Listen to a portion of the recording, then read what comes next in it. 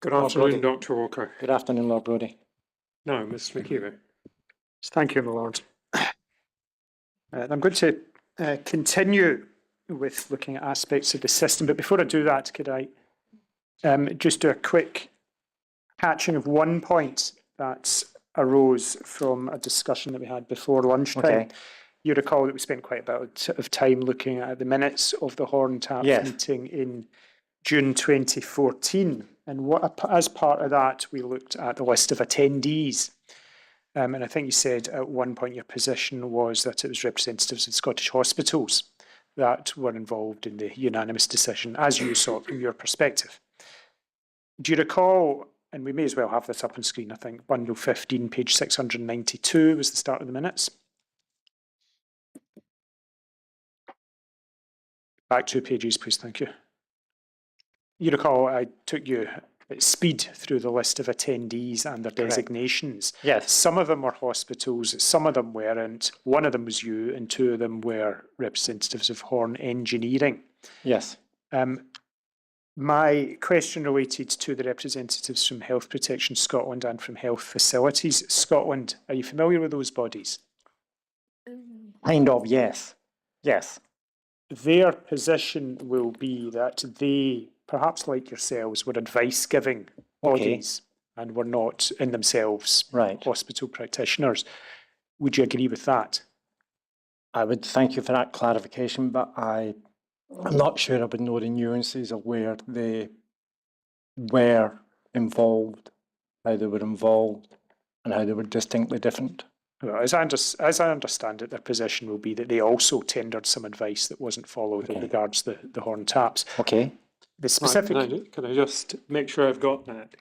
What you're doing, reasonably enough, Dr. Walker's not necessarily au fait with the not always easy to follow arrangements of the NHS in Scotland, but the position that you have been advised that NSS would take is that they tendered advice.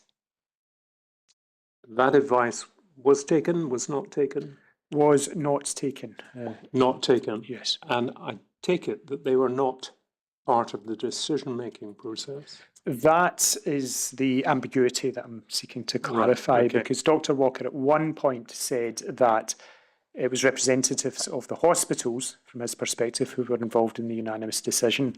And at another point, he said, when asked the question perhaps slightly differently, he said it was the people present, except for him and the representatives of the commercial organisation, which I take to be Horn Engineering Limited.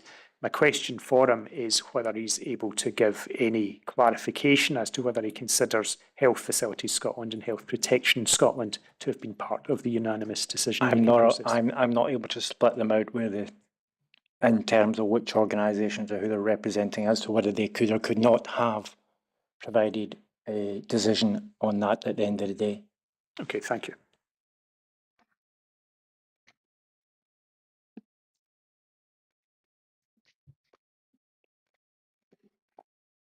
Now, at this point, I think we can set that minute finally to one side and return to your original report, which was bundle 21, I think.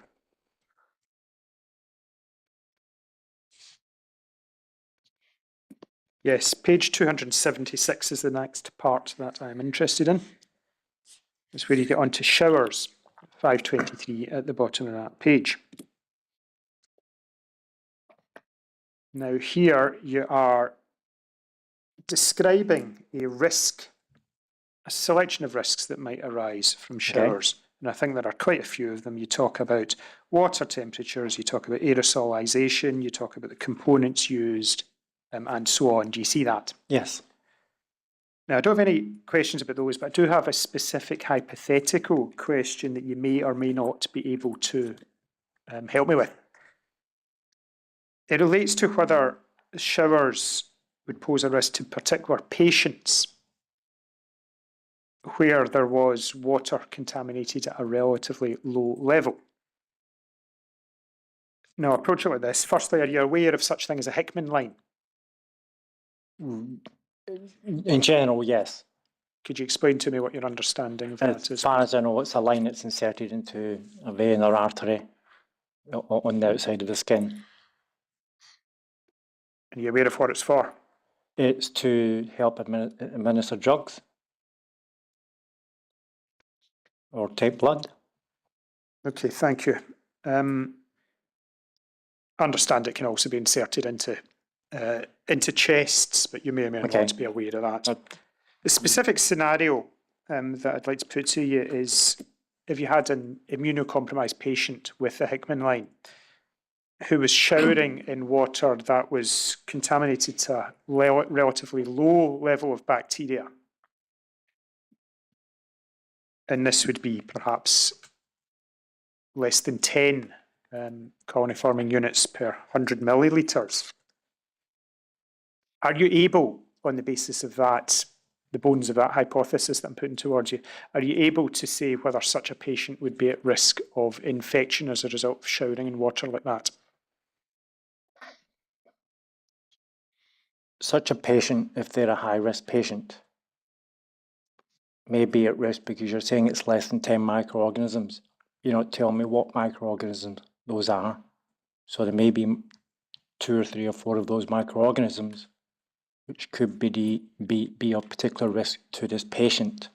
But because they have a Hickman line in, they may only be colonized by a few bacteria, but because the Hickman line is breaching the mucosal layer going into the chest, then you have the potential for even just a few bacteria to enter that area, and then because it's a rich nutrient source area, potentially multiply, proliferate, colonize, grow, and possibly infect the patient. So not entirely safe, but safer possibly than if there were more bacteria present. Right. Thank you for that. I appreciate putting to you a rather skeletal set of circumstances. And you may be better at also involving a clinician in these discussions in terms of the vulnerability of the patient. Thank you. Right. I think that's all I have to put to you as regards the general components of a water system. I'll move on to page 284, where section begins, where you start considering the QEUH water system specifically. So unsafe aspects of the QEUH-RHC water system begins here. Here you're starting with a summary of the guidance. You see that including the SHTM documents and things that we've heard about over and over again. And over the page, there's a passage at the top of the page where you consider at 6.1.5 Legionella risks. And there you mention counts greater than 100 CFU per litre. Now, CFU, I alluded to them a moment ago, but I wonder, can you explain what CFU are, please? Yes, CFU stands for colony forming units.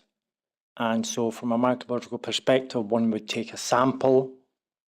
One would, if it's a water sample, one of the strategies would be to filter that water, resuspend the bacteria, and place them onto an agar plate. And on that agar plate, bacteria will grow, and you would then count the number of colonies, which is the growth of the bacteria on that plate. And the reasoning is that one colony would equal one bacteria, but you may have aggregates of bacteria, but you're basically getting a general assessment of the quality of that water based on the outcome, which is colony forming units, to assess the microbiological quality. Thank you. So at 6.1.5, we have got consideration of Legionella with a threshold, if I could put it on that, of 100 CFU per litre as being out of specification. At 6.1.6, you note that NHS-GGC have some their own procedures and their own guidance. You see that? Yes. And you then start to break that down a little bit in the next couple of paragraphs. 6.1.7 is looking at the GGC guidance here, noting that this must be in respect to Legionella, because that's what's in the previous paragraph, that total viable counts at those temperatures that are less than 100 CFU per milliliter are considered acceptable. Now, CFU we know about, but if you look at 6.1.5, the reference there was to concentration per litre. Yes. The reference at 6.1.7 is to concentration per milliliter. And then if you look briefly again at 6.1.8, the reference is to concentration per 100 milliliter. Is there any particular significance as to what volume measurement denominator is used in these, or does each one have to be taken individually? So in terms of Legionella sampling, what you have is the requirement for a large volume of water. And the standards for taking those samples out, you would take a litre of water from your sample and you would filter or centrifuge the whole litre, resuscitate it, treat it, and then recover the counts back onto an agar plate, recalculate it back up to a litre with such examples of Pseudomonas. I'm beginning to lose the top. Sorry, with Pseudomonas, what you're looking at is a smaller sample being taken of 100 mils, and you equate back to per mil or per litre in order to give you a count to assess the microbial safety and quality of that water sample. Okay, thank you. Sorry. Okay. Yeah. Thank you. Just on audibility, if you're close to that microphone, that better? helps. Yeah. Thank you. Now, that series of paragraphs I've taken you to there is referring to different types of guidance. Some is health and safety guidance, some is GGC's internal guidance. I assume that the health and safety guidance is a kind of objective standard that everyone would have to meet. You could call it national guidance. So that's national, depending on, regardless of whether it's England, Scotland, Northern Ireland, or Wales. But that wouldn't in fact be the case for internal or GGC only guidance, would it? I think you've answered your own question. Their own guidance would be for GGC and or internal to Scotland if it's SHTM. Yes. And as you read these paragraphs, if the suggestion was that that guidance was principally for the purpose of provoking testing or prompting supervision, surveillance, etc., rather than other national guidance which might be about setting objective standards for safety, would you be in a position to comment upon a suggestion like that? Can you rephrase your question? It may be NHS GGC's position that the thresholds which they have set have the particular purpose of encouraging follow-up testing internally. Yes. Would that seem reasonable to you, looking at what you've recorded at 6.1.7 and 6.1.8? Yes. And would it also follow that nothing in particular would also follow that? Let me start again. Would you be able to draw a conclusion as to risk from the thresholds that have been set in the internal guidance? Yes. Could you explain, please?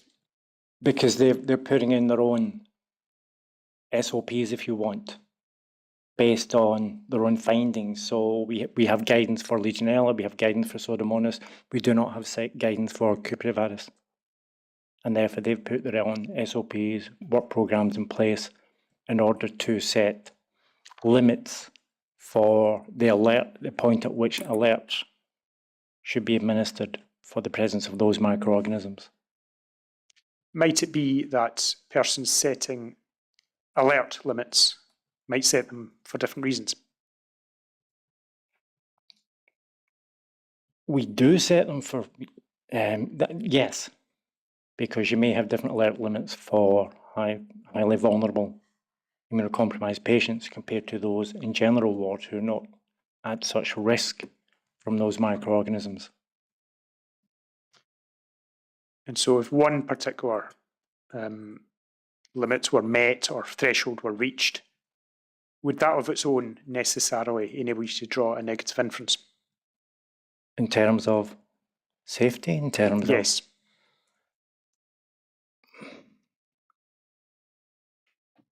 where you may have highly vulnerable patients within a particular ward, say an augmented ward, transplant ward, someone may set particular limits for that ward for the water microbiology, but the patients within that ward may actually travel on a journey through the hospital for different reasons.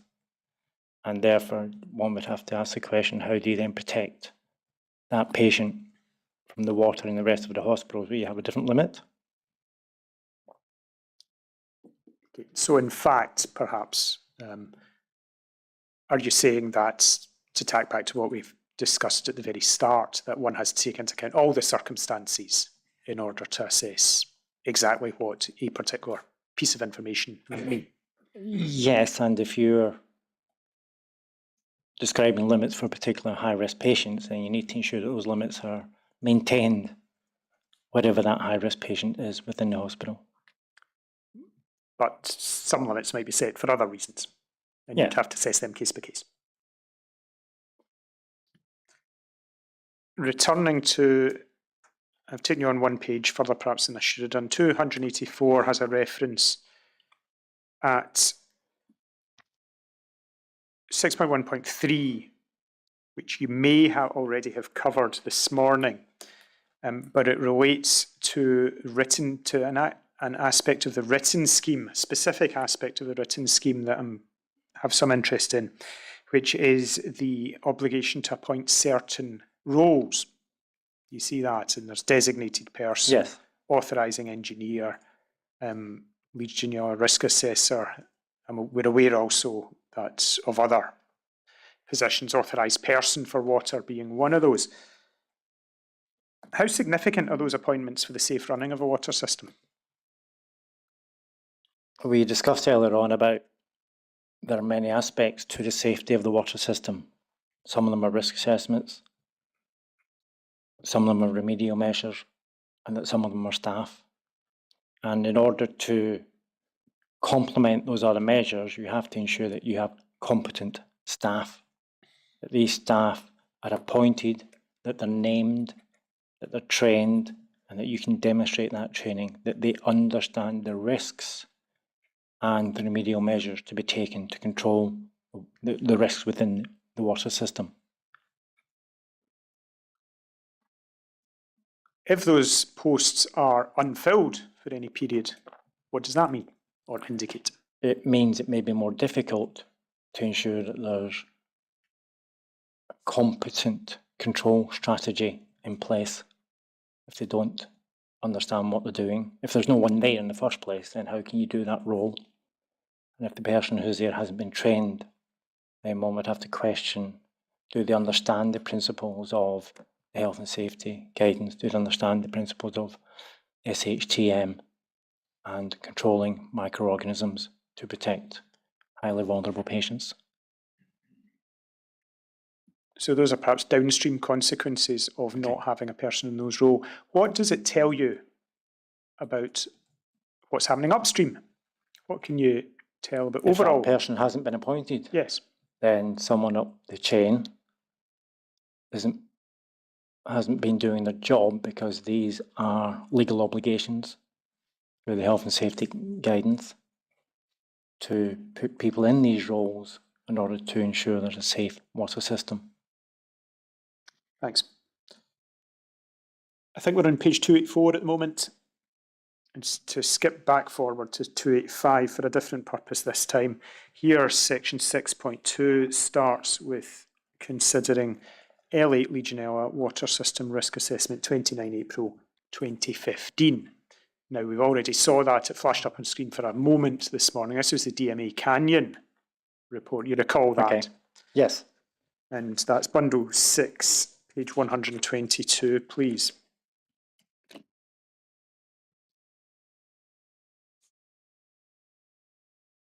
Now, it's a very lengthy document and certainly not my intention to try and pick through it with you.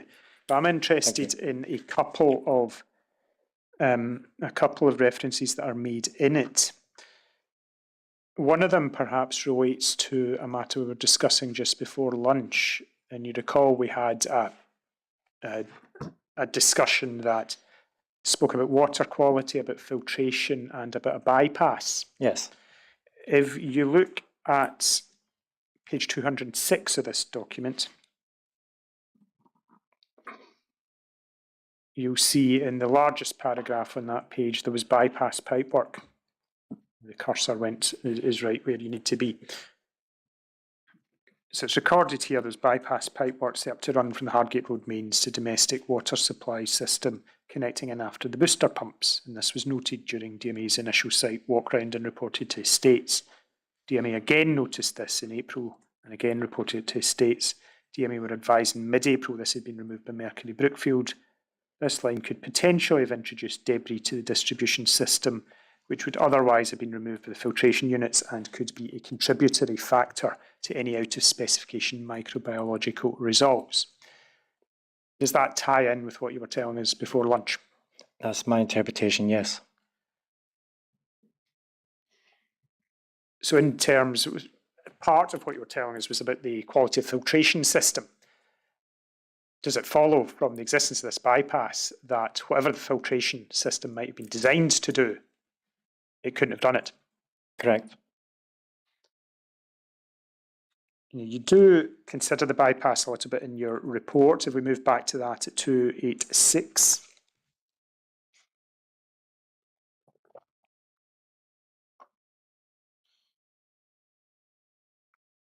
And it's 6.3, sorry, the expert report rather than the DMA report. That will be 21 volume 1, I think.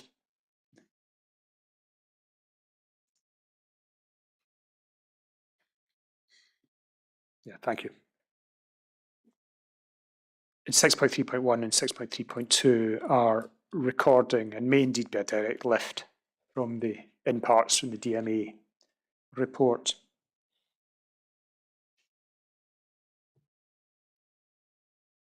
Two pages further on, it's 288.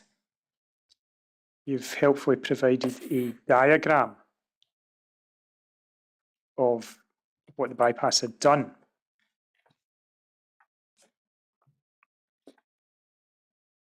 So the thick red line, two red arrows on the left-hand side is, I think, the bypass pipe, effectively.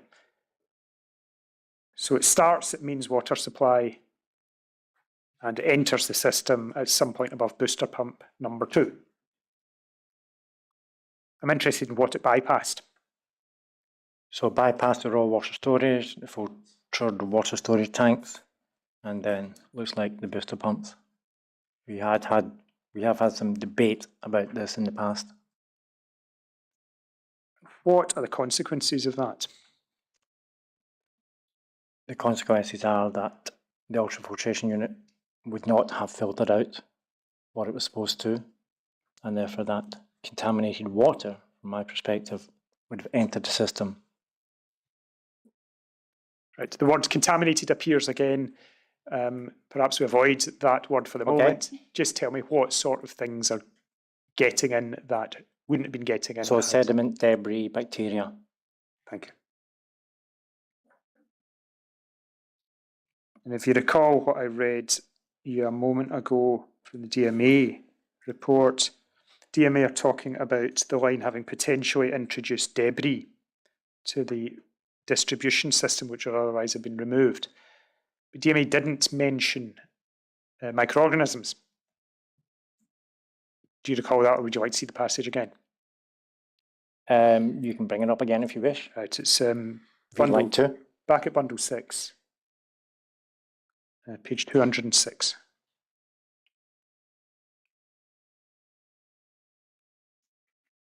If we see the last 3 lines, DMA are talking the significance to them. Of the main part, From the large paragraph beginning, there was bypass pipe work. On the 5th line, Yeah. this line could potentially have introduced debris to the Okay. distribution system. So DMA's concern appears to be that there might be debris, sediment, whatever, getting into the system. They're not particularly concerned about microorganisms. Is that fair? they've written what they wanted to write in terms of their opinion, but it could not have introduced debris, sediment, and anything else without there being bacteria present. Perhaps I don't need to pursue that any further. Returning to your own report, at page 289, during this section, you're referring to various findings, to various information that you've taken from the DMA report, and then you're drawing a set of conclusions, and those are the bolded paragraphs. Is that right? Correct. Now, I'm not going to take you through all of those. We have them, they're written down, but I'll take to the ones that appear to me to be that you might be able to tell us a little bit more about. Yes. In the middle of that page, 6.3.7 and 6.3.8 are where DMA are identifying a lack of temperature control. Excuse me.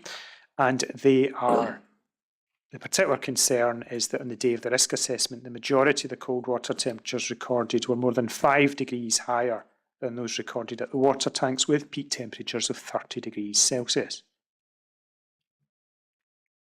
And you draw what, by this point, might be the expected conclusion is that excessively high temperatures are providing conditions for proliferation. Yes. I'm interested in heat gain itself as a phenomenon. Can you explain the significance of that, please? So in terms of the cold water pipe, you will have guidance where all pipes should be insulated. Where you have an uninsulated pipe, or a pipe that's even insulated but running alongside a hot pipe or in a warm room, that water will start increasing in temperature from 20 degrees upwards. And when the outlet is operated, water will flow through the pipes, reducing back to 20 degrees centigrade. Water switched off will become stagnant, stasis, and where there is no insulation, where there is a presence of a hot water pipe, you'll get a greater degree of heat gain in the cold water pipe. And the outcome of that is you have greater opportunity for the growth of microorganisms within that section of pipe work.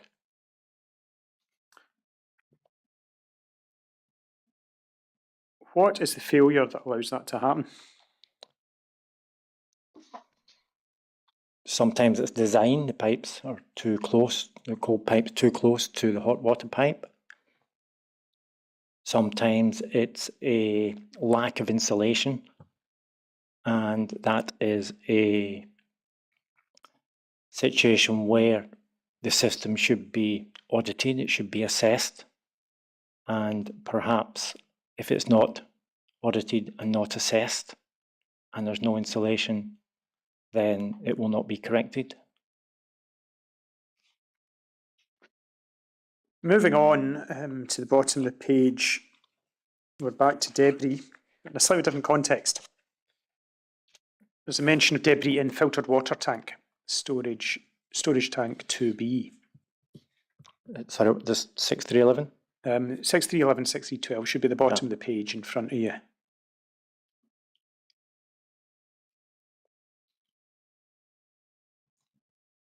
Do you see that? In your view, was the presence of debris in the washers provided additional nutrients for growth of pathogens? What's the significance of this being observed in the filtered water tank? So your filtered water tank is the cold water is going to be distributed around the hospital. So if you have debris and biofilm and microorganisms in that tank, for whatever reason, then every time the water leaves the tank, is going to distribute some of the debris, some of the sediment, and some of the bacteria that have grown in that water in the tank, either in the water phase or as a biofilm. And then that water will then be distributed to every cold outlet in the hospital. And this tank, again, is something that happens after the filtration units. Correct. So again, if the bypass rendered the filtration units irrelevant, then with the presence of the metal washers debris noted here, would that basically do the same thing? It would provide additional nutrients, additional surface area, and, for example, things like Legionella likes iron anyway, so you may even be developing a situation where you could have Legionella growth in the water tanks because you have metallized washers within that tank. If you flip on to the next page, at the top of that, you should be following a line of thought in paragraphs 13 and 14 as to where the water goes next. Contaminated water in the filtered water tank 2B was then pumped to the hot and cold domestic water system in which there's a lack of temperature control. And you draw the conclusion there that contaminating bacteria and slough biofilm from 2B continued to contaminate and multiply in the hot and cold water system through to the outlets.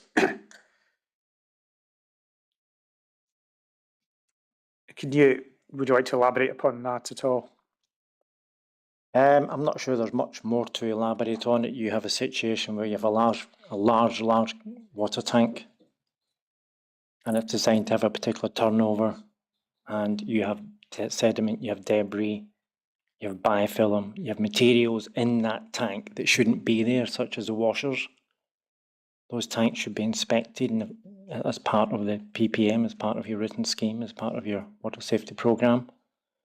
And then you've got a situation where you're presenting opportunities for growth that then being distributed to the rest of the water system, including the hot. So is this another example of a coincidence of factors that are leading to bad outcome? You could say that, yes. By which I mean nutrients plus temperature plus water with the potential for growth. Yes. The next two paragraphs are returning to the idea of heat gain, but again in a different context because they're recording that dump valves were not operational. Firstly, what are dump valves? So basically, as part of the control system within the cold water system, they had valves that would operate automatically based on temperature monitoring within the cold water system. And when the cold water system had reached 23 degrees centigrade, the dump valve would automatically open to discharge that water. And from a discussion we've had earlier on, you would then replace that with replenished water. You remove the bacteria from the water phase, you brought in water which is colder and it may have a slightly higher concentration of chlorine. The specific issue that you're noting here as a problem is at the start of paragraph 16, which your view that the dump valves were not operational and not connected to the BMS, the building management system. Is that correct? That is taken from a DMA report, yes. So I guess it's a view and an opinion based on the evidence which I was presented with. Now, the suggestion that it's the lack of connection to the building management system that makes the dump valves not operational.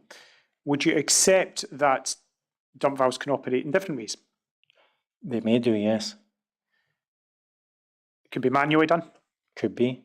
They could be set automatically that wasn't linked into central control. Would that Could be possible? be. But the fundamental point was that DMA identified that they weren't operational, regardless of how they were engineered to operate. Okay, so from that perspective then, does it matter what type of dump valves we might have been dealing with? I would have thought not. The important point is that they were not discharging the water, and therefore we were providing opportunities for increased cold water temperatures and opportunities for microbial growth, which then reseed back into the water system.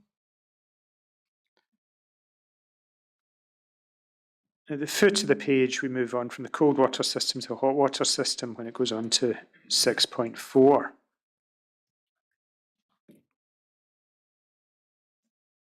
The broad circumstance that you start out with here at 6.4.1 is DMA identifying a lack of temperature control. And you note that calorifiers were operating at lower than intended temperatures and that return temperatures were 40 to 45 degrees. Could you explain to me what return temperatures are and what's the significance of that value, 40 to 45? Okay, so starting out, your clarifier should be heated to 60. If you can perhaps even start before there, I've got a vague picture of the hot water system being something of a circle. Yes, so you've got your water tank. You've got a pipe coming out of that from which the hot water will flow to the hospital system. It will then go round the hospital system and come back to the clarifier. As that hot water pipe is going around the hospital, it will have primary and secondary loops, which are branched off the main line into other parts of the hospital. The clarifier, which is a large heating cylinder, will heat the water to 60, and the water will pass on the flow round the hospital, and it should return to the clarifier at 55. So it's only allowing for a loss of 5 degrees across the entire network. And when it gets to the calorifier, it goes back up to 60. Is that? Yes, because your clarifier is a heating vessel. And so when it goes back into the clarifier, it will heat the water back to 60 through the majority of the cylinder, but probably not at the very bottom because it's below the heating element. And in principle then, the hot water system would operate by having water circulating round and round, occasionally being drained off, Yes. but it would circulate round and round, never getting below 55. In practice, that's the ideal. What your scenario here is what DMA identified was that within particular loops, the water was going below 55, below 50, and getting down to, as you can see the temperatures Yes. there, 40 to 45 degrees centigrade. Why is 55 the target? The 55 is the target because you have some remaining control of the bacteria in the water system at that temperature. So you'll reduce the opportunity for growth such that you do not get multiplication, or if you get multiplication, it will be all controls need a contact time. And so the higher the temperature, the better, the quicker the kill. But 55 gives you an opportunity to keep control of, particularly in this case, Legionella and other gram-negative bacteria within the water system. And what does it mean if 40 to 45 is being seen? So you remember the growth graph we talked about earlier on in terms of temperature range. So that area of 40 to 50, sorry, you're looking at an ideal opportunity for growth. Moving on to the next page,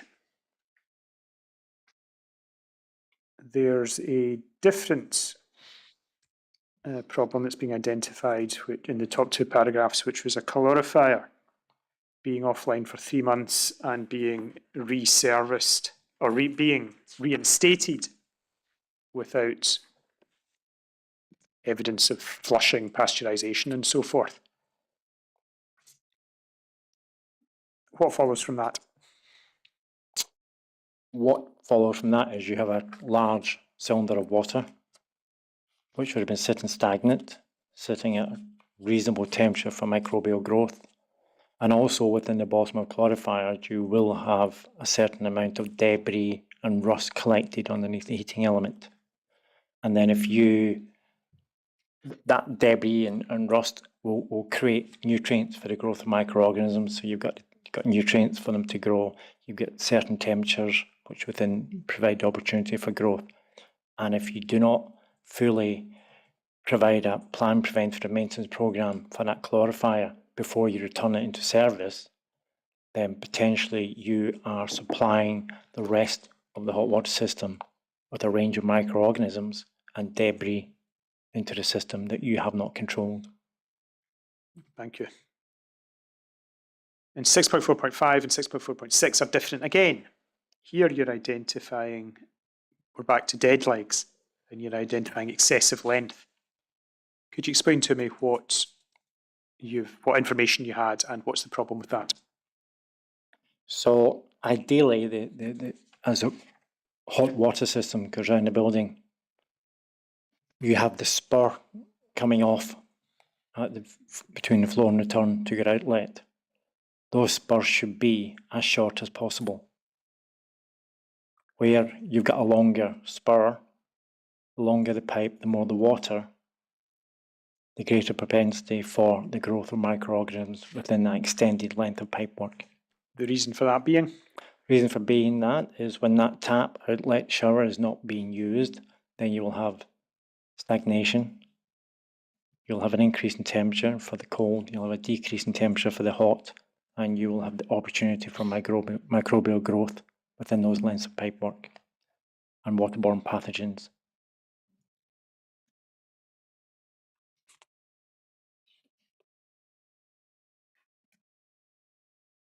At 6.5, there's a section dealing with ancillary equipment. I don't think I need to go to that. And then over the page, we see the EP, at the very top, EPDM flexible hoses are addressed again. I think you've probably told us enough about those. 6.6 is different in nature though, because it's dealing with water microbiology. And here there's a recording of various out of specification results for Legionella. And you are drawing perhaps the unsurprising conclusion at 6.6.2 that such high Legionella counts raise concerns for high risk patients. You see that? I do.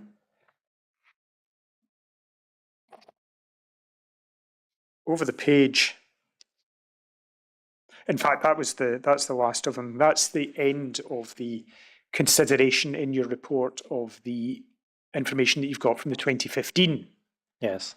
DMA Canyon report. And just before we go off that page, of course, those counts or those alert levels for Legionella, those are based on the national guidance.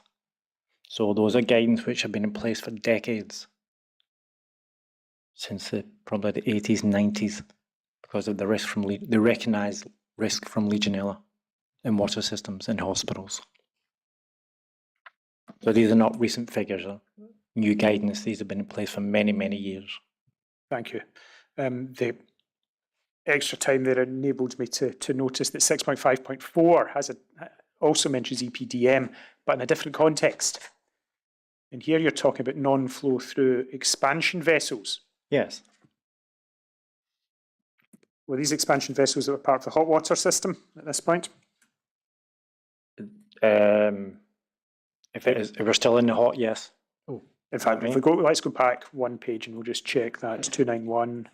That's ancillary equipment. I don't think it records whether that's hot or cold. Pardon, sorry. This is in 6.5, which is just marked ancillary equment. I don't think we're recording here whether it's hot or cold. But to go back to the reference on the next page at 6.5.4. Okay. You mention here that the use of non-flow through expansion vessels with EPDM bladders provide nutrients and surface of the growth of pathogens. Nutrients and surfaces is, I think, covered by you in your answers this morning about EPDM. Okay. What's the significance of non-flow through expansion vessels? Non-flow through is the emphasis that I would make. So basically it's an upside down jar, to put it in simplistic terms, and it's connected to the water system. And inside of the jar you have a rubber balloon, for want of a better word. And what that water balloon does is, for example, when the booster pumps are working, or the temperature is going high at 60 degrees centigrade, you'll get expansion. You get expansion because of the hot water, you'll get expansion because of the booster pumps, you'll get expansion because the water's flowing. And what the bladder, the balloon does is be able to take up the capacity of the water and basically equate through to a smoother flow of the water through the system. You described it as a jar. Is it a jar with opening at each end? Or So think of it as an upside down jar, but it's not got a screw cap lid on it. It's just a metal container. And the water comes in from the bottom, and the water goes into basically the balloon bladder, and then it takes up the capacity and it expands and contracts. And because it's made of EPDM, you have the same scenario of the flexible hoses we were talking about earlier on, and the Intertech results. I don't know if you're going to touch on these earlier. Provide the evidence that these were heavily contaminated, particularly with the range of pathogens which are being found in the water system. Okay, I think it's probably enough to let us know that there was contamination, but just in terms of the image of these, do you know the gasometers that are beside the M8 as you approach Glasgow city centre? Were they effectively expansion vessels on a much larger scale? I think so, yes. I'm not sure whether they are, because when they're full, and when they're empty, they're at different levels. Whereas this is in this context, maybe it's too simple, but it's like the balloon expands within the solid sphere of the metallic container. The ones I'm thinking of are within kind of cages. So if the cage is the jar and the cylinders are the bits that go up and down, would that be roughly what you're talking about? If that works for you, then yes.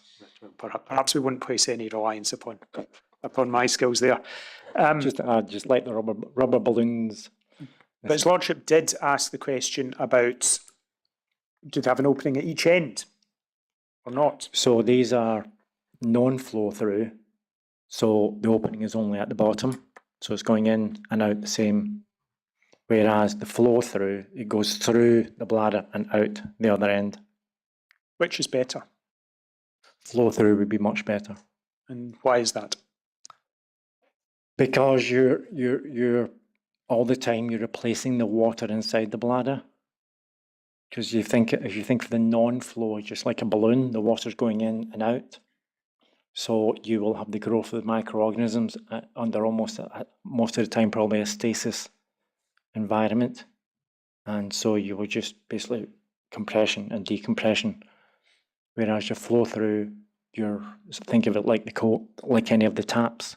Once you're flowing water through it, you're replenishing it with either hot water, or if it's a cold expansion vessel, cold water at 20 degrees again. If there's a flow-through vessel, does that mean that there's a current taking everything from one end and out through the other end?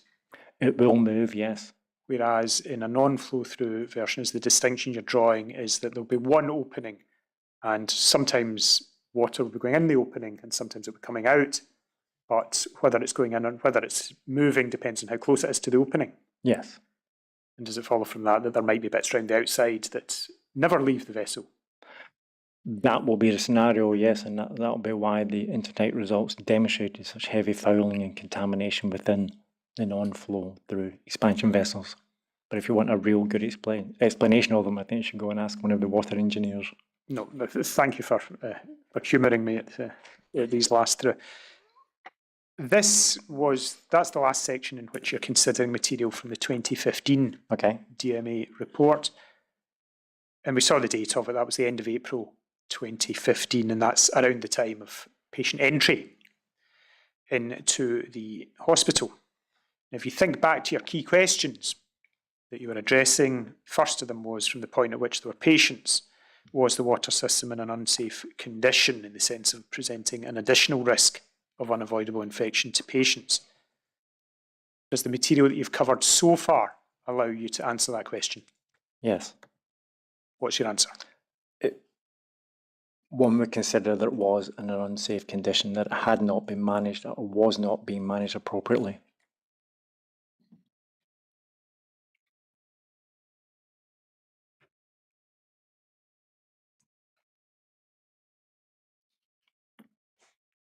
In the course of the witness evidence that we've had so far over the last several weeks, there have been a number of points that may or may not be new that have come out in more detail. I think you may be aware of many of those anyway, but could we skip back to 203 of the report?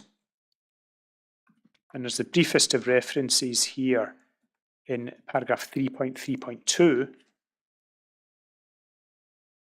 to some problems that you were aware of prior to handover.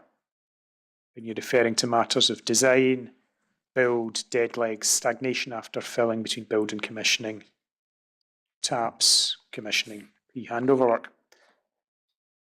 The reference in the middle about stagnation after filling. We've heard some evidence that what happened, you may or may not already be aware of this, but to fill you in, that what happened is that the system was filled once, drained down, filled again, and effectively left until it was put into operation. And that would have been a period of perhaps 9 months. Can you give your views on that?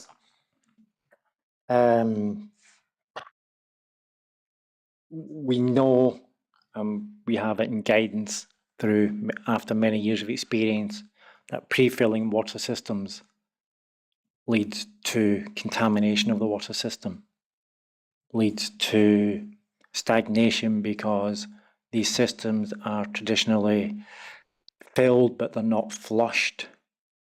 There's no management particularly going on. We have the guidance, plan preventative maintenance for valves, for many other components. This is traditionally not carried out during that period while the system is just filled. Therefore, if it's just a stagnated system, then you have an ideal opportunity for areas of a system to provide areas where microbial growth will occur.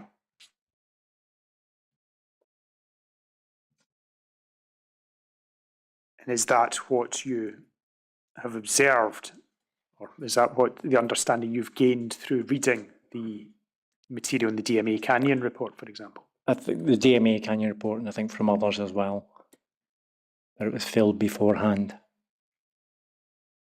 Okay, thank you. Now moving back to the page we were on, which I've misplaced the number, should be around 232, I think.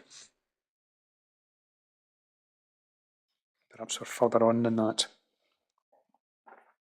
Give me a moment. Could we go to 292 rather than 232?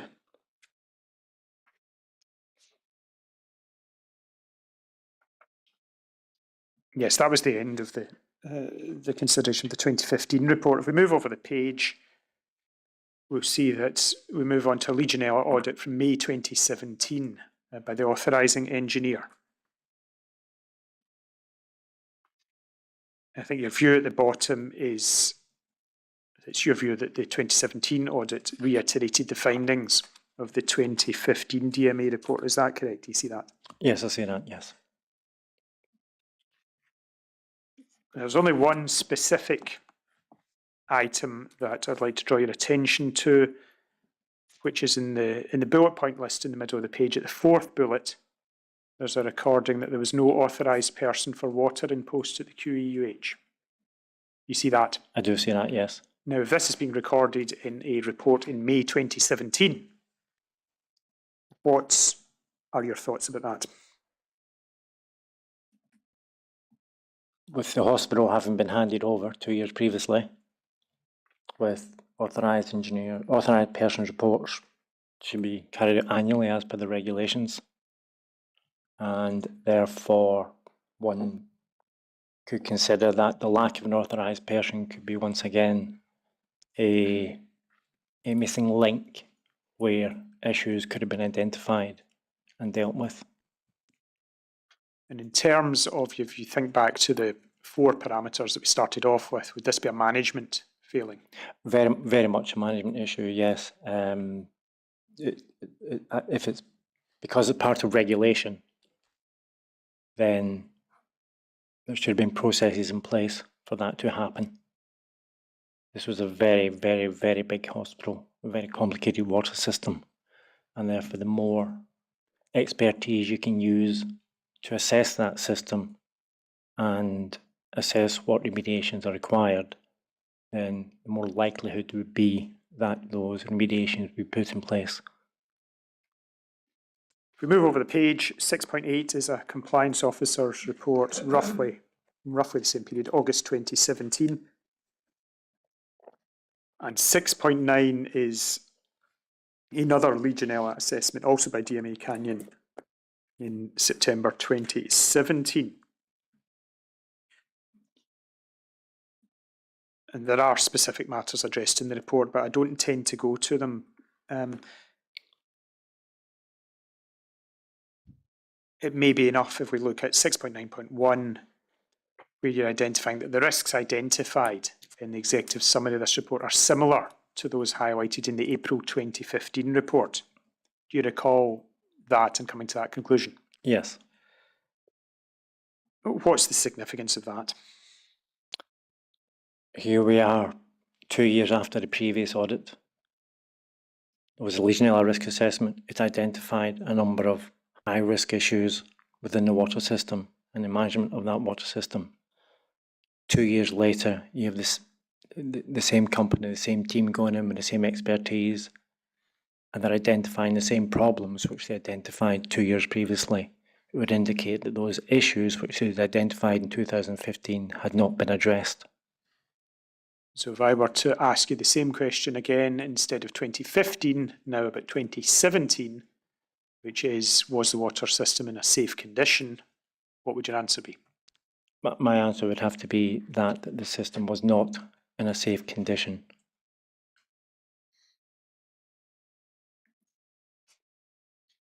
Now, I'll take you out of order a little bit at this point, because you may be aware that there was a water system incident in 2018 whereby a series of infections arose that were believed to be linked to the water system. Are you aware of those? Yes. Could I ask you at this point to turn to Bundle 10, which is a series of minutes from the Water Technical Group.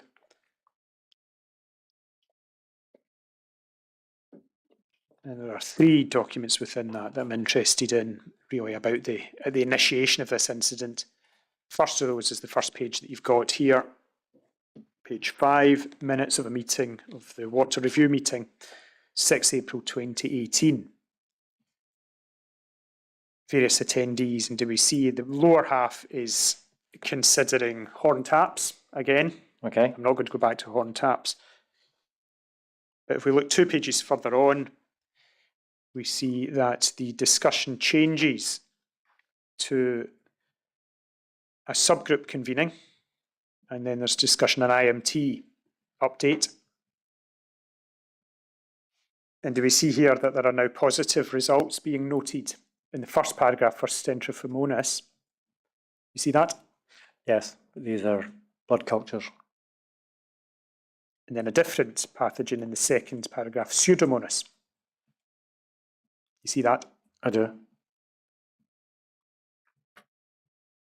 And then the third paragraph is specific to RHC, I think, and it's saying that 3 lots of positive results from RHC with several results from risers and outlets within hospital within QH, some of which have been reported higher up the stack since the last reported previous Thursday. It was noted there is a huge variety of species, including a single sample with a coliform, which can be gut flora, and a particular bedroom has been put out of use, so this was clarified. So you agree with me, we're getting the picture here that there is a very widespread problem beginning to be uncovered. It appears to be so, yes. 2 pages further on, we've got a 13 April meeting.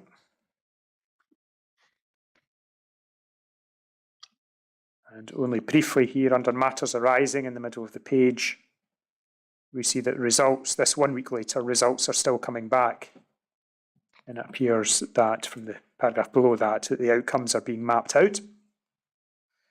If we move on to page 14,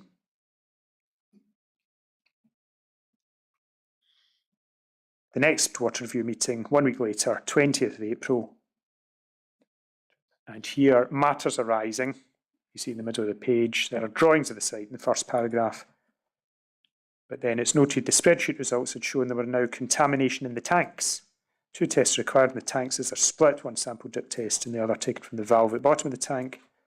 It was reported that These had always reported it clear of any contamination with the exception of one report, which was then followed through the following week with clear report, even though there had been no disinfectant used or passed through the system. So we see this as another location entirely. So you're building up a picture of what we would call systemic contamination. And if we look at the bottom paragraph on the page, we can see that the conclusion is being drawn within the meeting itself. Okay. Every floor is showing some contamination with various species, so we can assume there's a widespread contamination in the buildings. Do you consider that to be a correct conclusion to have drawn from the passages that we've seen so far? I do. And does that also fit with your conclusions that you've drawn from 2015 and 2017, the information you've seen about those years? It does. So to ask you the same question again, at this point in 2018, what's your view on the safety of the water system? If you're identifying that range of microorganisms, including E. coli, in that range of different component parts of the water system, in different floors, in different equipment, then one would say that a system was systemically contaminated and it wasn't safe for high-risk patients. In fact, the presence of E. coli would suggest it's not safe for anyone at that point. Thank you. To turn back to your main report,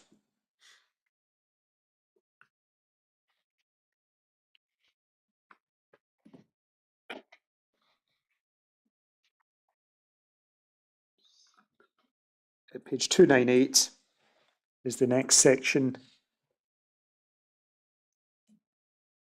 We're looking at, in fact, I'll just pass over these. I think you're looking at the 2018 authorising engineer audit. The next page has a 2018 Legionella risk assessment.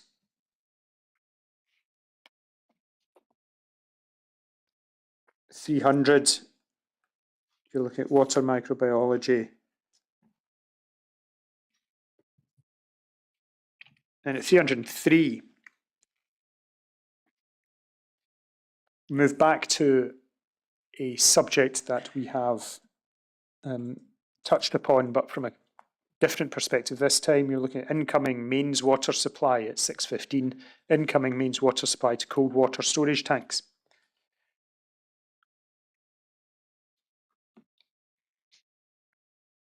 Now, the factual basis that you're recording here is a mains water inlet valve and water meter were analysed for microbial contamination. Deposits were found in the internal surface of the pipe and in the casing of the meter fan and were white in colour and solid to the touch. Microbiological analysis demonstrated that there was greater than 10 to the power 10 CFU per gram of material. Now, the reason why I go there is that the number is literally orders of magnitude different from where we were at before. Correct. However, the denominator, the per unit, is different. We were talking about liquids before, per litre, per milliliter, per 100 millilitres. Here we're talking about solids, and the measurement changes to per gram. Is there a comparison that can be drawn between the limits that we were looking at before? What should we draw in? Better question, sorry, and answer this one. The better question is, what should we understand from a result of 10 to the power 10 CFU per gram? So the per gram is because the material that they recovered from the filter was a solid mass by the looks of things. And because it's a solid mass, they were able to weigh out a certain amount of it, and then they were able to extract from that material onto an agar plate, if that's the system they used, by probably putting some of the material into solution, a set solution, and then they were, what we say is, plated out a small proportion of that onto an agar plate to get the colony forming units, the little cells on the plate. And by counting them and relating back to the volume, relating back to the weight of material, they're able to get a count of 10 to the 10 per gram And in a system such as a water system, where you have material which is supplying water to the water system, which is 10 to the 10 per gram, it sounds like an awful lot of bacteria. Well, it does. I mean, in the abstract, 10 to the power 10 is a colossal number.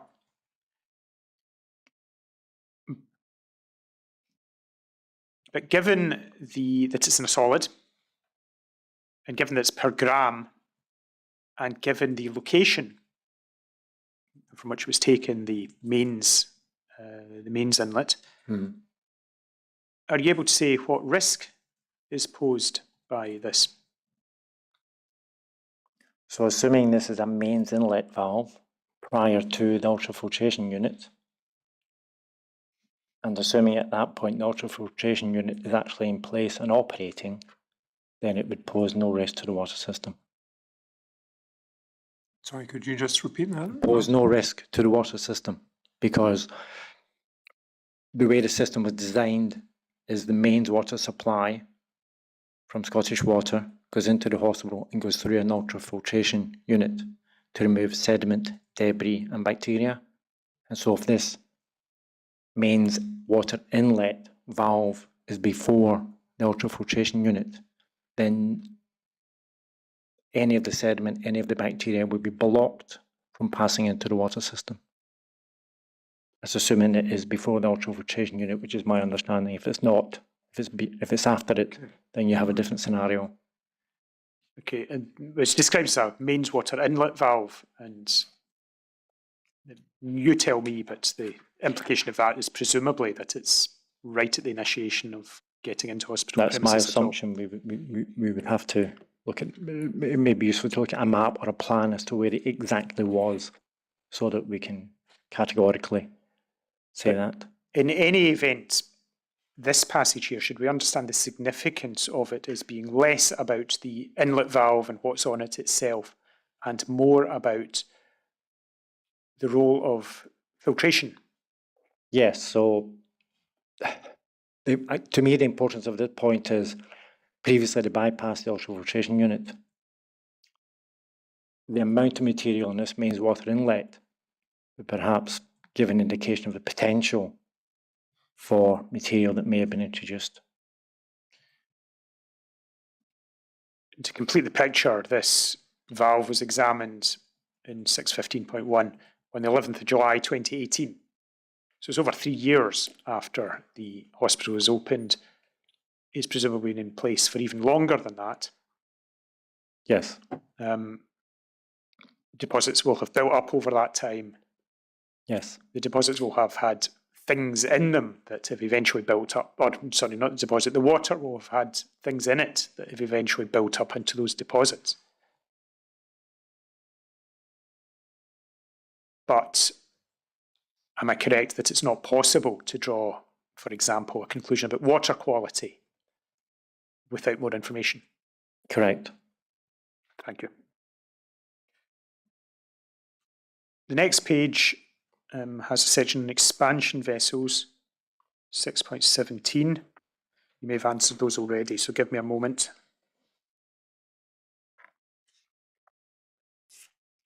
Six 6.17.1 records certain problems. The metal holding plates are found. What are the metal holding plates? Because they are found, they're stated to be extensively corroded. What are those? So the metal holding plates would have been the infrastructure which the bladder was attached to. Is that the jar in your analogy? Yeah, so it would have been, the bladder has to be attached to something, and so those holding plates would be part of the infrastructure of the jar. And as you see in the last sentence there, the holding plate and the bladder were found to exhibit a strong reaction for biofilm. Yes. Meaning biofilm was present. Correct. By the chemical test which they've used, which is the hydrogen peroxide, to determine the presence of catalase, which the gram-negative bacteria have in their structure, and you then have the presence of bubbles indicating a positive test. And so it's quite a rough test, but it's enough to say, yes, there's a biofilm there, and the higher the score for the number of bubbles gives you some semi-quantitative impression. If you get 5 rather than 0, if you get a 5, then you've got a much higher concentration of bacteria present. You do elaborate a little bit in the next sentence, Okay. 6.17.2, not in that specifically, but you give more detail. Scientific analysis indicated that 75% of the samples analysed from the expansion vessels were positive for cupravidis. So it's not just corrosion deposits, and the corrosion deposits themselves would create additional surfaces for the growth of microorganisms, but it's also the growth of some of the microorganisms which have been shown to be a risk for patients. And if you look at your conclusion in the next paragraph, your view is that the expansion vessels are identified. No, your view is that these expansion vessels, which were identified as being non-compliant in 2015, were later identified as being contaminated with cupravidis. So these are the same expansion vessels that DMA were looking at and Yes. suggesting that things be done with 4 years previously. Yes. And if we read on, in fact, we see you're setting out a chain of events here. From 2015, the contaminated water from the expansion vessels would have continually seeded the hot water system, tap outlets, showers, water coolers with these waterborne pathogens. With the hot water being less than 55 degrees and there being heat gain in the cold water, growth of microorganisms would have taken place, increasing the risk of healthcare associated infections.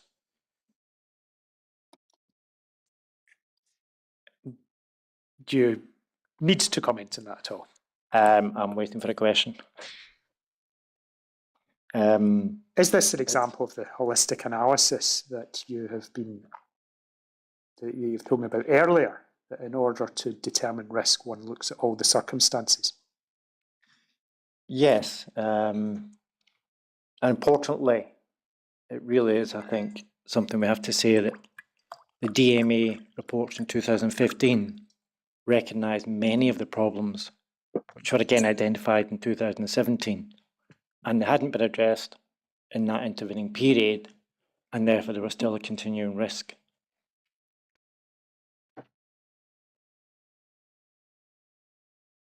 And what's your assessment of that risk? In terms of Safety.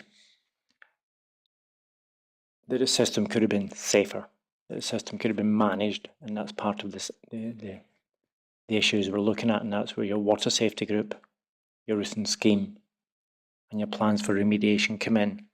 Having used your water safety plan to recognise and identify the risks, because that enables you through your routing scheme to put remediation processes in place. And each time it's like a bit of like a deck of cards. And if it falls down, you only need one. Sometimes you only need one of those failures to bring your deck of cards down. Probably a very poor analogy, but We'll move on in any event. On the next page, we've got 6.19 about shower hoses. Showers and shower hoses, we've spoken about both of these things beforehand. But you're discussing here a range of positive results taken from these items. Your conclusion at 6.19.2 is that, in your view, the detection of cupravidis, other waterborne pathogens and fungi in showerheads and hoses from multiple different patient rooms in 2A and 4B indicated that those microorganisms had established as a biofilm on the components examined. How do you come to that conclusion that it's biofilm that's involved? because of the analysis and evidence we were presented with. Can you elaborate on that? What's the analysis that allows you to know that it's biofilm rather than, say, free-floating pathogens? Or is that... Without bringing up the report, I'm pretty sure it was where they removed material from the surface, particularly from the shower heads. I think they were scraping bits of material off, if I got that right. And therefore, that's biofilm they're scraping off. And you have to, and again, it's, even if they're just taking the water sample and the water sample is positive, some of those bacteria could be coming from the biofilm sloughing off into the water. What's important is showers, shower heads and shower hoses are well recognised as a risk for high-risk patients. And this goes back to the HSE Legionella guidance, which has been in place for decades, and recognising that, particularly for Legionella and for some of the other microorganisms, it's that release of the microorganisms in small water droplets, large water droplets, and in aerosols because of the dispersal route and the mechanism by which we contract Legionella, which is breathing in the bacteria. And it may also be worth adding, there was a Dr. Joe Walker who works in Scotland who this year published that 80 to 86% of showers within her hospital areas were not used on a daily basis. So where they're not used, that increases the risk. We know the flexible hose has EPDM within it. That's a risk. We know stagnation, it's a risk. We know the plastics within the shower heads are a risk. And so you're going to get the growth within there as a biofilm on the surface, whether you've analysed it or not.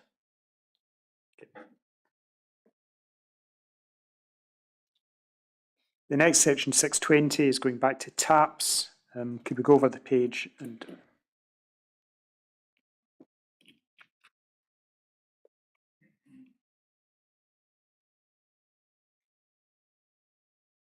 I think we've probably covered most of what's in that page already. 307 on the next page. There's one reference that I'd like you to explain, which is at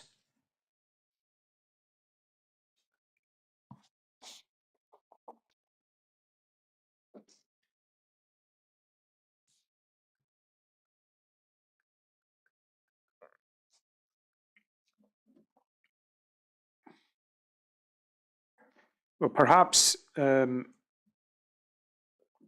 being thrown by the formatting glitch. The last sentence of 626 goes into 627. Microbiology results presented by Intertech demonstrated that these outlets, taps, were recontaminated by waterborne pathogens within a few months with an increased risk of infections.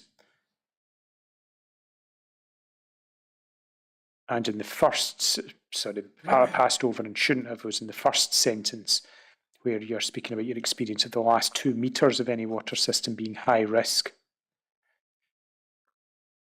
Can you explain to me, firstly, about the reference to the last 2 meters of any water system being high risk? What do you mean by that? So this is a way of expressing, remember earlier on today we were talking about spurs from the hot and from the cold system. So you have your hot flow and return pipe, and from that comes a spur. And down that spur, it leads to a tap outlet or shower outlet or some other form of outlet. And you also have your cold pipe going to those outlets. The way of describing this is the last 2 meters from the flow and return and the last 2 meters of the cold pipe are basically the highest risk areas, because once the water flow stops flowing, you have a stagnated pipe. And so we describe that as the last 2 meters because we recognise that microbiologically it is a high risk area for microbial growth. But it needn't necessarily be 2 meters. Correct. It's an expression which we've maybe misappropriately defined by putting a number onto it. Is the point essentially about dead legs or effective dead legs? It is, yes. And a common length of a dead leg that one might find around a tap is the last 2 meters. It's, as I said, it's maybe now a misappropriation because we have the specialists and experts have written into guidance that you bring the return of the hot water system, the flow and return, as close to the pipe work for the tap as possible. So it shouldn't be 2 meters, it should be 2 inches or as small an area as possible. And we may touch on it later in terms of post-refurbishment and identification of dead legs. Well, I was going to touch upon the refurbishment another way, which was my reference to the last sentence there about recontamination within a few months, and that was identified by Intertech, and you'd referred to Intertech yourself about half an hour ago. I'm less interested in what Intertech had found. Well, I'm interested in the finding of recontamination within a few months after refurbishment. What does that tell you about the water system if that's what was happening? So if you're refurbishing a unit and you're replacing the pipework and the taps and the outlets with new components, and you start operating the system, and you then retest within 2 months, and you have positive microbiology again, that it would tell you that upstream of those components, you are seeding the last 2 meters and the outlets with bacteria from the water system, or there's a particular component somewhere that's seeding with bacteria. Could you move on to page 311? 622 here is speaking about analysis of pre- and post-flush samples. And you explain what that means in 622.1. Analysis indicated that 33% of pre-flush first sample taken when the tap's been opened samples and 44% of post-flush sample taken after the tap has been flushed samples were positive. So that's one proportion, 1/3 roughly, pre-flush samples positive, but a greater number post-flush. And you draw the conclusion at the bottom that this indicates systemic microbial contamination. Yes. Can you explain that to us, please? Okay. So,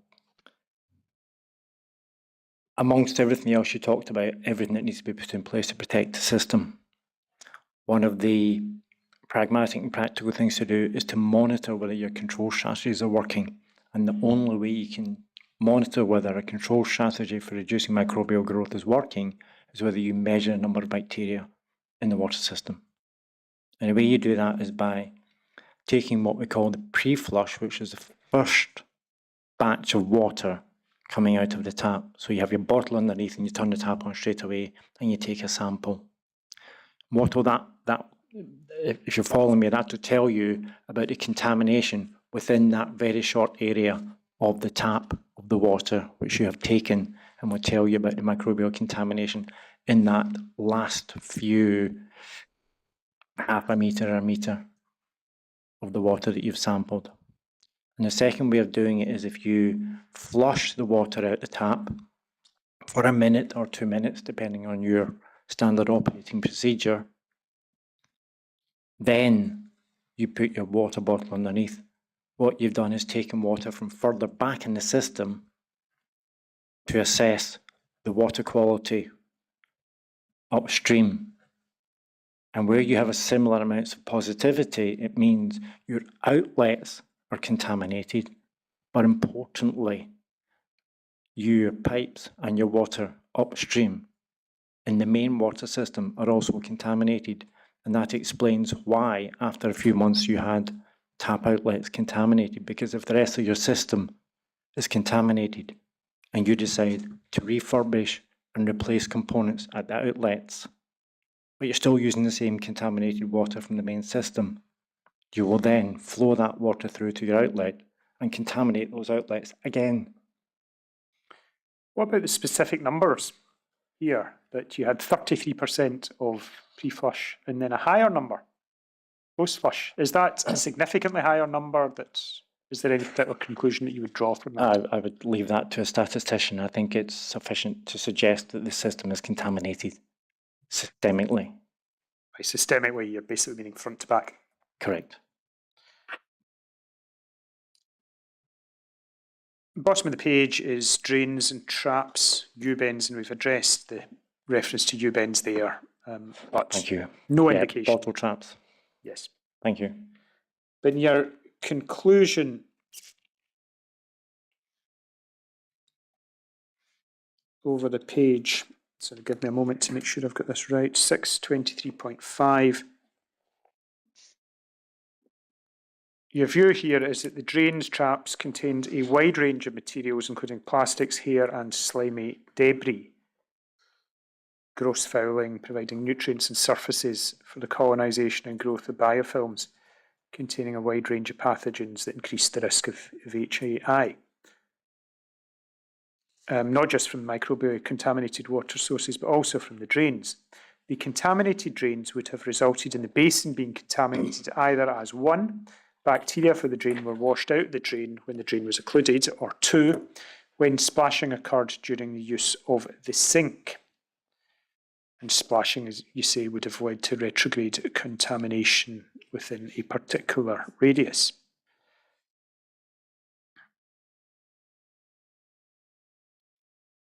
Can I ask, when you're talking there, you're speaking in conditional sense, would have resulted in contamination.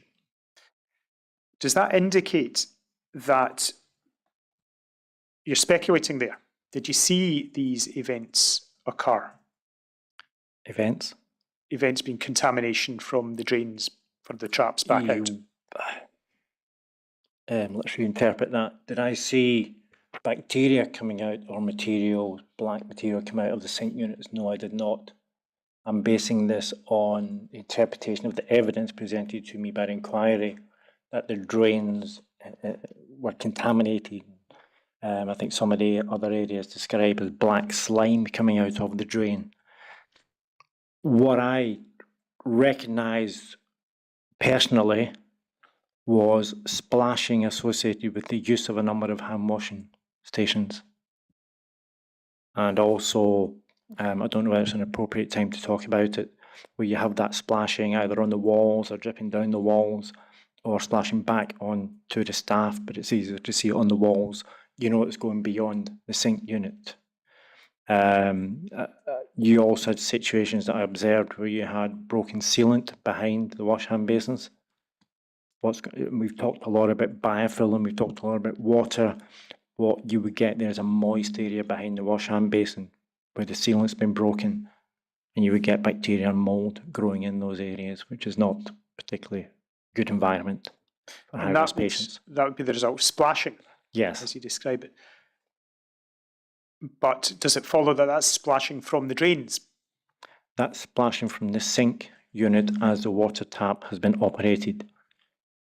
We have evidence on a number of occasions indicating that the drains, we talked about the bottle trap earlier, and again back to Intertink, one of their classic reports is the evidence of a centimetre thick material and black grime within the bottle trap. And bacteria are mobile, and bacteria will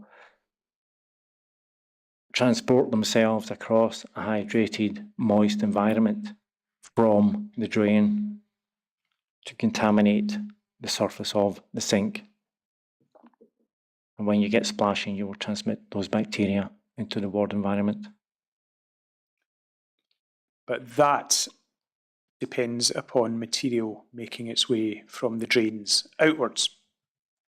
Where you have sufficient material in the bottle trap, partly as is indicated here, the gross fouling, and one of the other ones talks about plastic materials, you will get occlusion of the drain area. Where you get occlusion of the drain area, you may get, I'll use the word back siphonage, but I don't think it's quite the right word. You'll get water residue within the sink area, so it's not flowing away properly. And therefore, when you then turn the tap on, you've got water not flowing away properly. You'll get a greater amount of splashing. But that, due to the poor occlusion and the poor draining away, you will get almost a back siphonage of whatever's within that bottle trap. Is it too simplistic for me to say that that occlusion process that you're talking about is effectively an extension of the drain outwards? It's a extension of a drain outlet that has become blocked because materials and substances have been put into the drain. Let me ask you a more abstract question perhaps then.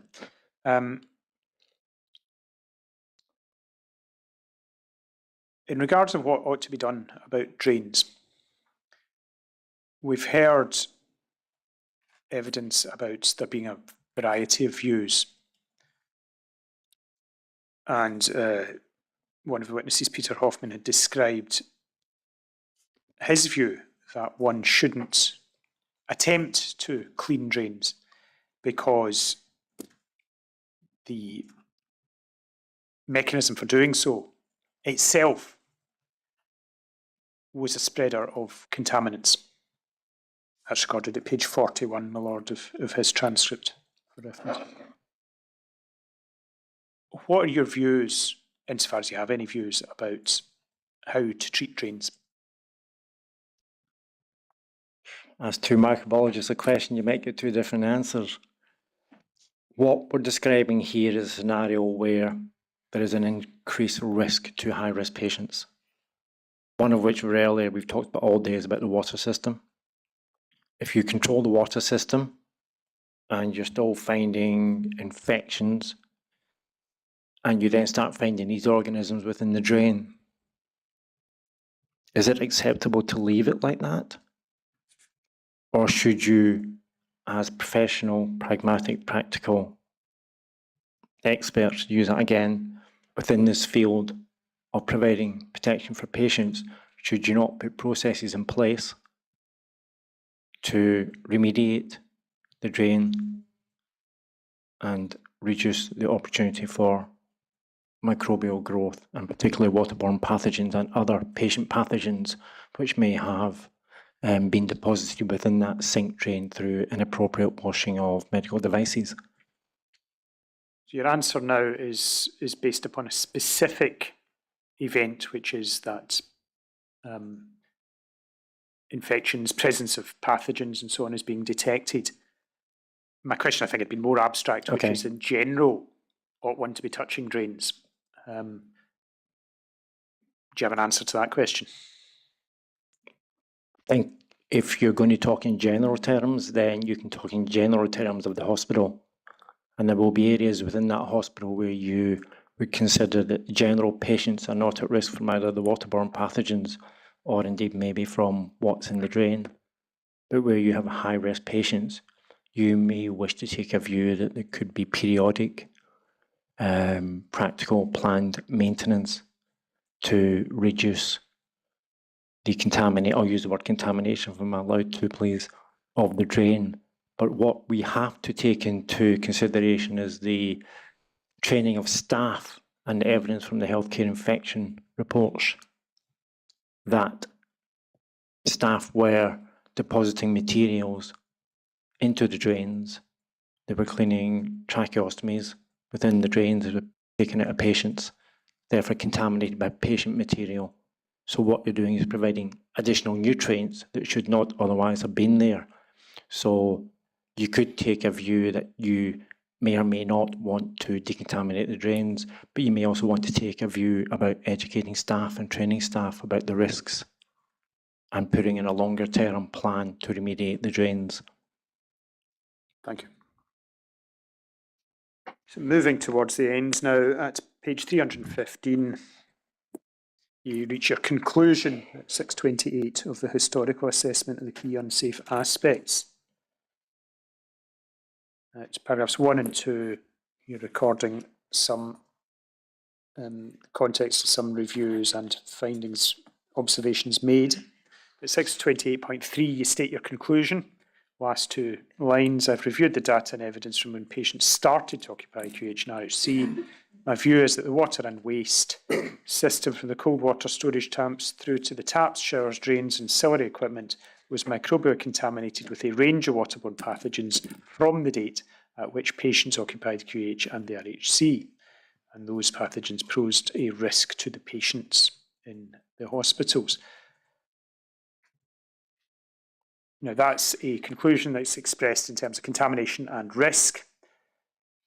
In terms of safety, which was the key question, you've answered my questions to a large extent, but as this is a conclusion of the historical section of your report, can you give a global historical view as to the safety of the water system?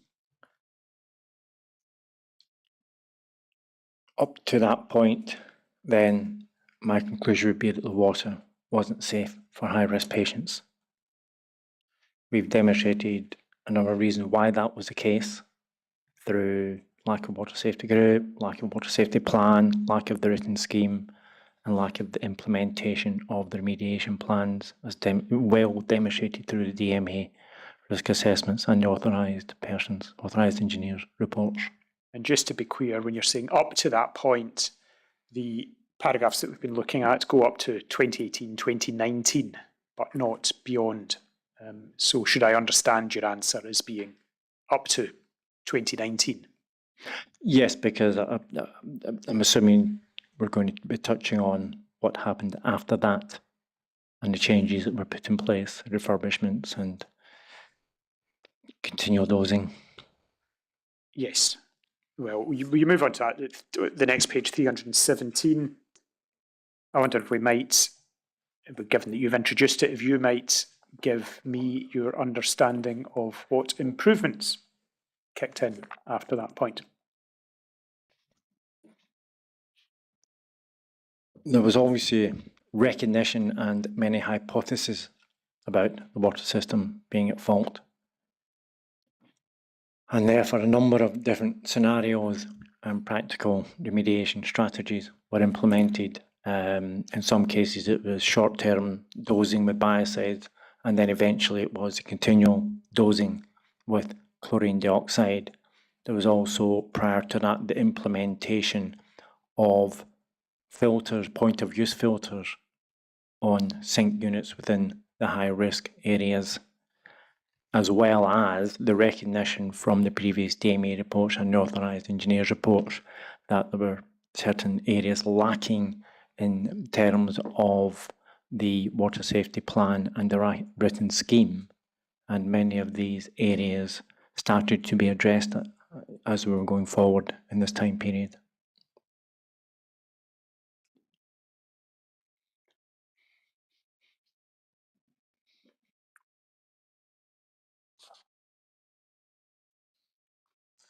It's 7.1 that we have up here, setting out background reports of infection, results of testing, and so on. There's one point within this section I want to draw your attention to, which is 7.1.5, where you're reporting a hypothesis from Health Protection Scotland. Specific reason why I bring this up to you is if you look at the footnote, it's attributed to a report Storer and Rankin. I think you're aware that that is a report that you received in draft and never, in fact, proceeded beyond draft. I didn't actually know that at the time, but yes, I've learned that now. It's referred to a number of times in your report. It is. Largely for factual reasons, but this reference here is different because you're reporting a hypothesis that appears within that draft. Would you accept that a draft speculative matter, a draft hypothesis, is not something on which one ought to be placing reliance?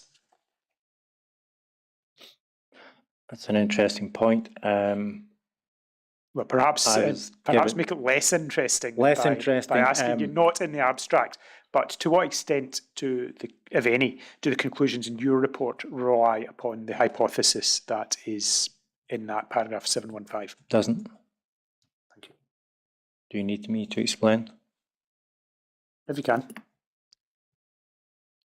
You can't see what's on the next page, but the next page basically says that we'll go to the next page. Their conclusion is that it was B and C. Is that the next page? Okay, there may be a bit missing somewhere. Don't know why. Right, go back. So their conclusion was B and C, and it's in that paragraph. I'm not reading it properly, and I wouldn't agree with that. Okay. Because ingress contamination, as we learned from as I demonstrated from the evidence, the evidential documents which I was given, the ingress was part of the problem for bringing the bacteria, the sediment, debris into the water system. Okay, so we can safely set 715 to one side. Yes, thank you. Thank you. Now we did look briefly at the next page. 7.2 was about remediation strategies, and you've listed a host of them in two bullet lists. 7.2.4, physical and chemical treatments. I think we've largely covered those. But in actual fact, it may be useful if I just read them out and you can comment if you wish to. Additional primary ultrafiltration was installed. That's an improvement. Correct.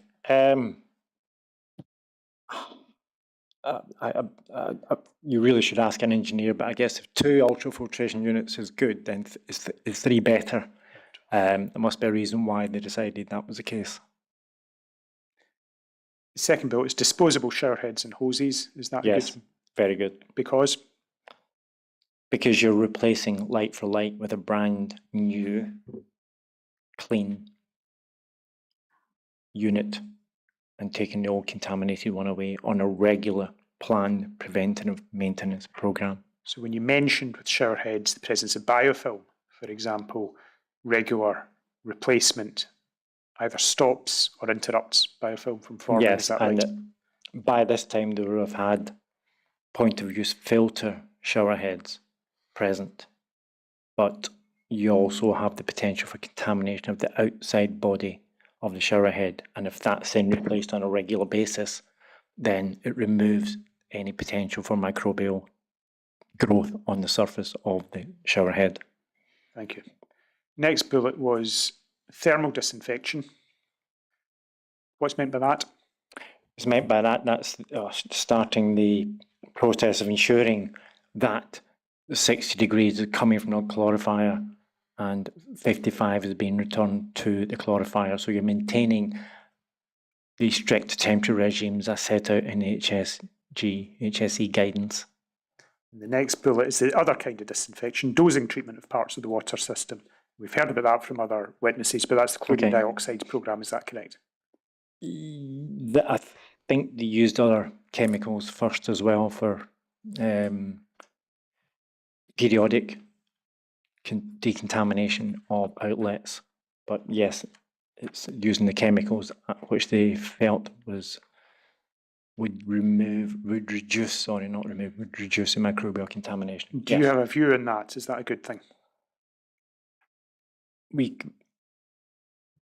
I think you have to take it in the context that we discussed that many of the outlets, and going back to that last 2 meters, because it may give you a picture in your mind, if that's contaminated and they decide to if they decide to disinfect it with a chemical, we also demonstrated that where you have pre and post contamination.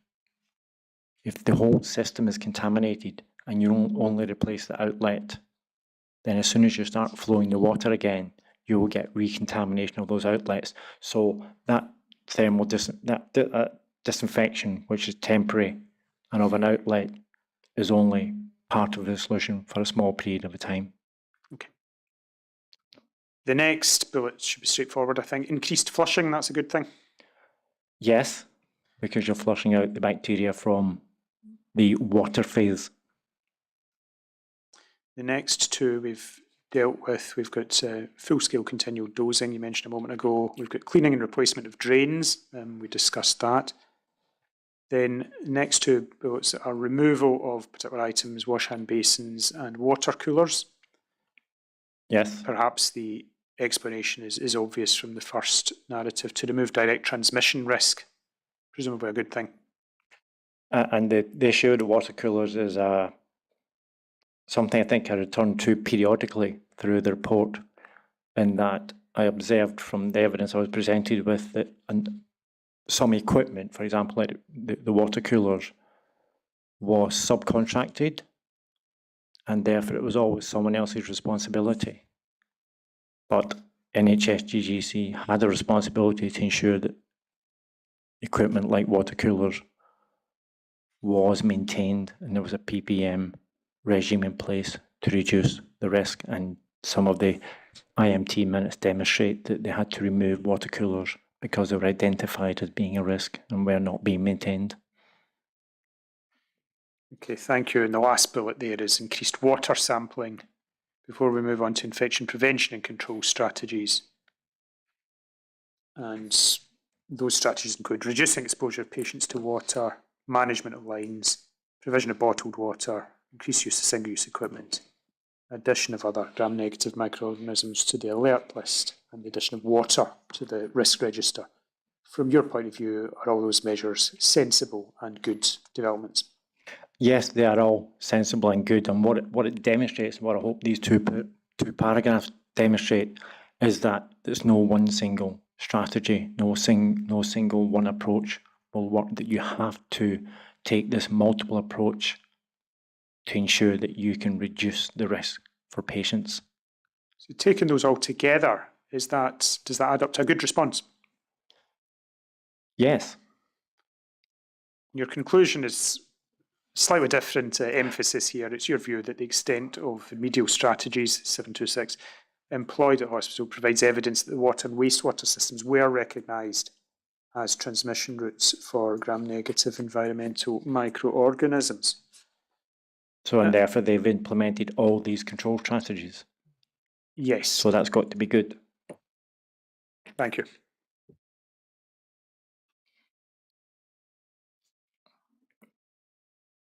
The next 2 pages discuss in very brief terms, or record that there were test results of various kinds. Page 319 is the next sections are recording series of test results that were brought back, running for the most part again up to 2019-2020. And that goes to 7.10 on page 320. To what extent are those results running up towards 2020 or thereabouts, to what extent are those useful to you for assessing the state of the system today? Sorry, which paragraph are we on? Well, all of those paragraphs, I was attempting to sum them up. Page 320? Yes, page 320 down to paragraph 710 are effectively a series of short sections whereby you're recording that particular results were obtained at particular times, and those particular times being 2018, 2019, 2020. Okay. Are those any help to us in assessing the second key question, which is what's the state of the water system today? Yes.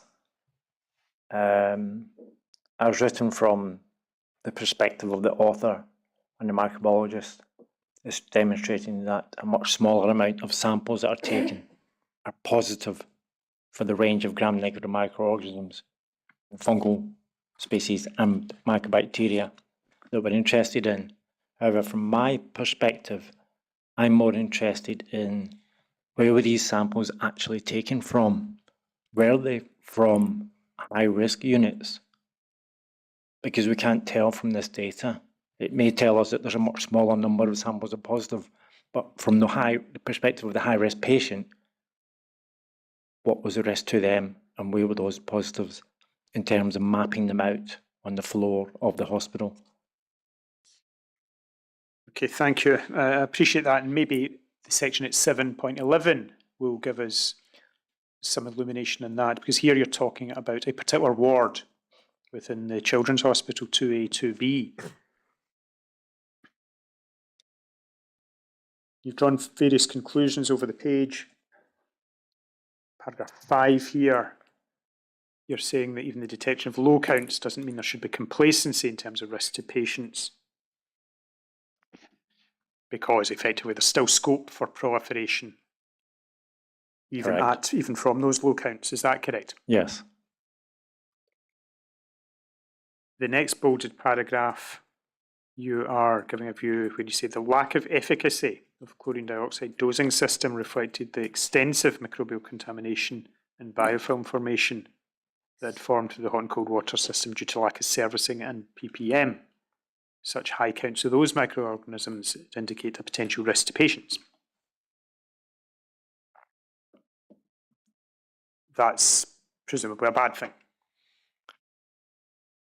It demonstrates that biocides per se, regardless of what the chemical nature of it is not a panacea in the control of microorganisms and biofilms in water systems. And you may have heard from other experts already that products like chlorine dioxide can take many months and years indeed to enable the control of biofilm control to be achieved. And one of the things from my own perspective is that the implementation of strategies like this sometimes provide the staff with confidence and the knowledge that they're thinking that the water is safe, because the biocide has been applied, because the point of use filter has been applied, but it's not always the case. In terms of the chlorine dioxide, we had some situations here where we're demonstrating the presence of the microorganisms, and where you've got point of use filters applied, they're thinking everything's safe, but you've then got that drain exposure coming back into the water system. You allude to that, in fact, it's 2 pages further on, 323 at 7:11:20, where you're actually stating perhaps much the same thing. It's your view that risk assessments and written scheme highlighted the risk of microbiological contamination of tap components. However, even after refurbishment and extensive biocide treatment, the inherent risks of microbiological contamination in the water system had not been sufficiently controlled. So that's 2022 in wards 2A and 2B. Would you like to elaborate upon that at all? In the context that from all the bundles and all the packages that are being put in place, the hospital is a safer place in terms of the water microbiology. But what these results demonstrate is that, as I think you used the words, biocides are not a panacea, filters are not a panacea, and it's not just the water system, it's not just the drain, but it's the whole package, which we were talking about earlier on, about the water control strategies and the infection control strategies, including the training of staff and their understanding of the risk from the hand wash basin, the risk from the drain, and the risk of them recontaminating that area through their daily practices. And therefore that training is so important. So is this an example of perhaps things moving in the right direction, but not yet to your satisfaction? Definitely moving in the right direction, yes. But demonstrating that it's not me that needs to be satisfied. It just identifies that there are areas which are not as straightforward in their control as may necessarily have been envisioned. More challenging, I think, is what I'm trying to say in some of the areas than would have been thought. Sorry, Thank can you. you just repeat that last sentence? That it's where you're introducing a biocide, that is it won't always reduce the presence of the microorganisms and reduce the biofilm to a safer level as you would consider, because it's all about getting the biocide to where it needs to be, which is where the bacteria are. And if you've got a chemical coming through the water system, that's being lowered in concentration through the water system because it's being challenged by the presence of assimilar organic carbon. And you might have started out with 0.5 ppm, but by the time you get to the tap, it might only be 0.1 ppm. And therefore there's an insufficient concentration to reduce the bacterial biofilm. And we go back to the outlets and the biofilms and the planned preventative maintenance that's required. And you also have a situation of the drain. These low concentrations of biocide are unlikely to penetrate a centimetre thick sludge that's in your bottle trap. Would it be a fair summary to say that we're dealing here with 2022 results from that particular ward, and you're not satisfied yet that the biocides or other measures have yet sufficiently improved matters?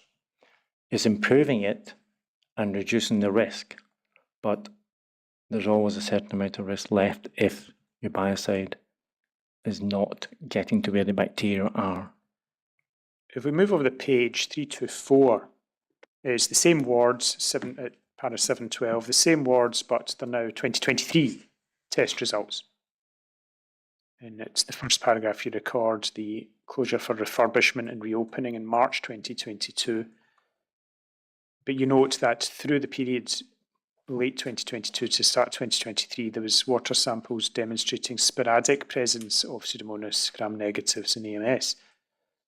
A number of these positives are in water samples that had point-of-use water filters attached, which would indicate that the positive results were due to retrograde contamination, which may have been the result of hand contact or washing of medical equipment or discarding down the drain.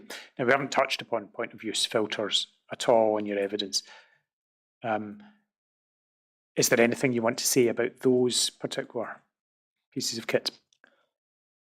Only again in that the point of use filters are used for a very specific reason, which is to control the microbial quality of the water coming from the filter. So there should be no microorganisms coming out of the filter because it's an absolute filter. What it doesn't do is control the water quality in the water system. So you can still have a contaminated water system, but the water coming out of that filter will be appropriate for a high-risk patient.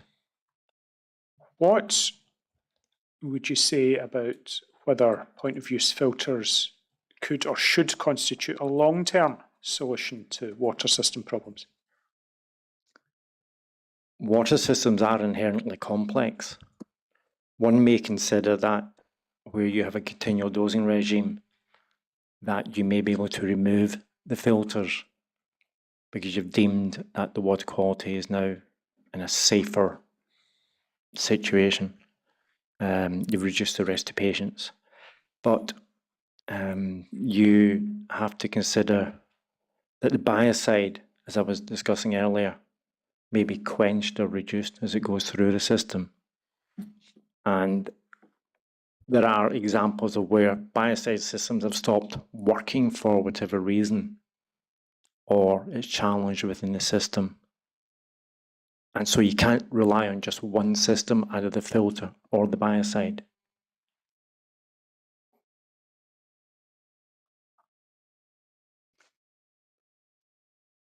The last two paragraphs on the page are firstly referring to a March 2023 report, which recorded some contamination. And then paragraph 4, however, a small percentage of GNBs, including Pseudomonas and atypical mycobacteria, were out of specification. So recording that the author suggested these results point to a well-performing system where conditions favourable for microbial growth and the proliferation of these bacteria and a risk of exposure of patients to unfiltered water. And you then draw the conclusion in the next paragraph that you still have concerns about the water system. And you refer to photographic evidence. The question I have about that, well, a number of questions. The first one is that when we think back to what you were saying about the 2022 results, and when we look at this sentence, do we see that your concerns, which you still have, but they're of a different order to the ones you expressed in 2022? So what we haven't touched on is the mycobacteria infections that occurred in the presence of the point of use filters. As I tried to describe earlier, these filters are absolute filters, so there's going to be no bacteria in the outlet coming out of the filter. But somehow the patients are infected with mycobacteria, so those patients must have been exposed to unfiltered water within the hospital. Therefore, there is some risk, regardless of how you look at it. There is a risk. And you cannot absolutely remove that risk because the chlorine dioxide has implications in its use in terms of mycobacteria may be tolerant, or in some cases, some people may describe it as being slightly resistant to the presence of these concentrations of chlorine dioxide. And if filters are in place and patients are still becoming infected with mycobacteria, then we need to know where and how that is occurring. Okay. Does that answer? Yes. Provide my concerns? I'm content with that. There's perhaps a point that might be related to some of what we've discussed just now, but arises in a different document. In your Direction 5 response, which was Bundle 27, Volume 17. No, it wasn't, sorry, the Direction 5 response itself was 21 volume 6.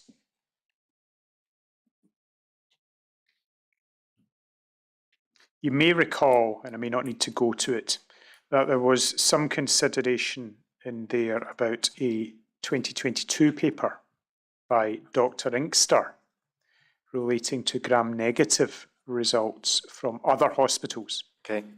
Do you recall that? Yes. If I perhaps bring up that paper directly, it's the easiest way of addressing this. Thank you. That is bundle 27, volume 17. And I think it might be a document on its own. So can I see the contents page of...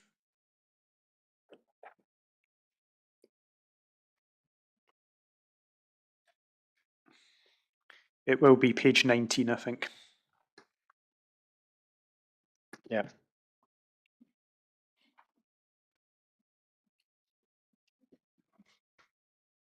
This is a recording of Cupria vidis and other waterborne organisms in healthcare water systems across the UK, and it's a 2022 citation from the Journal of Hospital Infection. Now, the reason why I bring this up is that you've mentioned, we're directly after mentioning your concerns around what were recorded as a small percentage of gram-negative bacteria positive results. This paper, as I understand it, does a similar exercise across a number of hospitals in recording incidences of such positive results. Is that correct? That's my understanding, yes. The fourth page, then, is the one that I'm interested in, which will be page 22. And there's a small table in the top right-hand corner.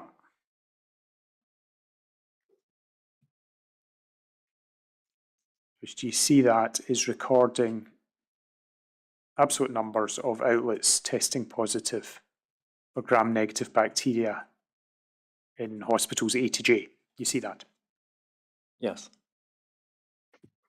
Now, you may have to take my word for it, but there are 99 out in the column N% of samples testing positive for gram-negative bacteria.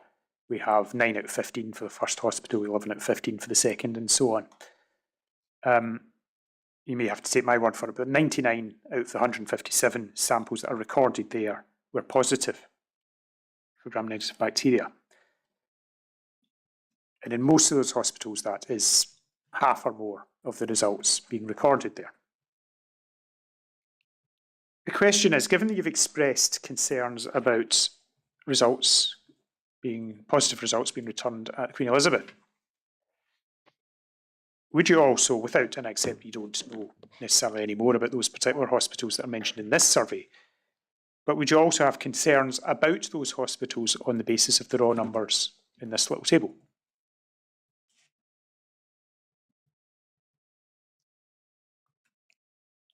As you mentioned yourself, I know nothing about these hospitals. We know nothing about the control strategies. We know nothing about the water systems.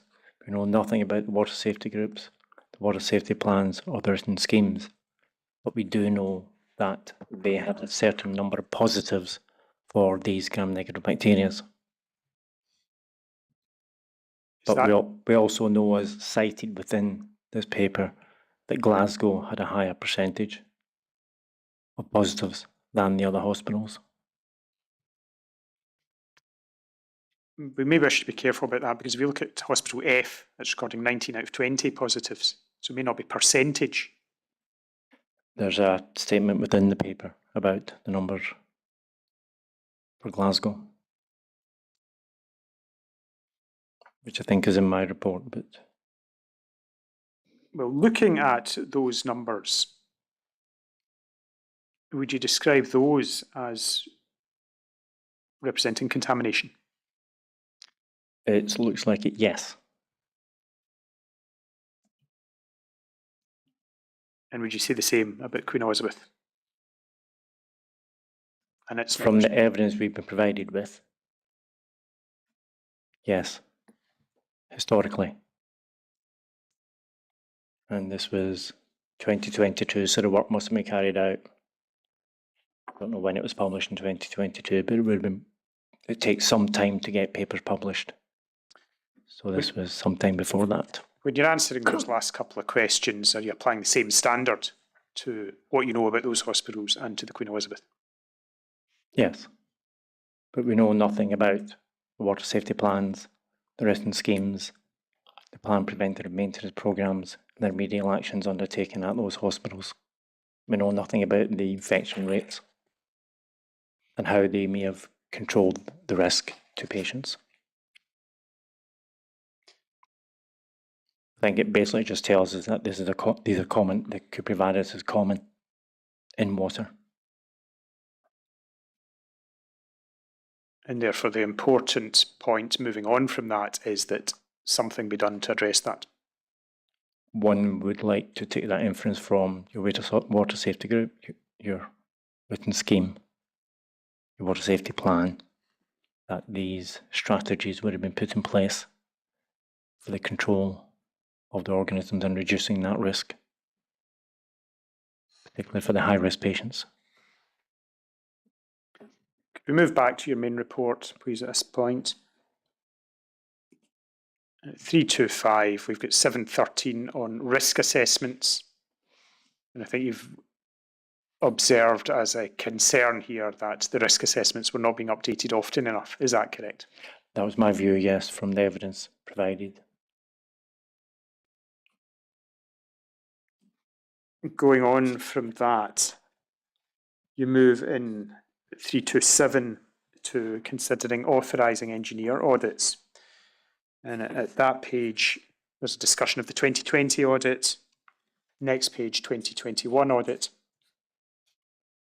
2022 audits at the next page.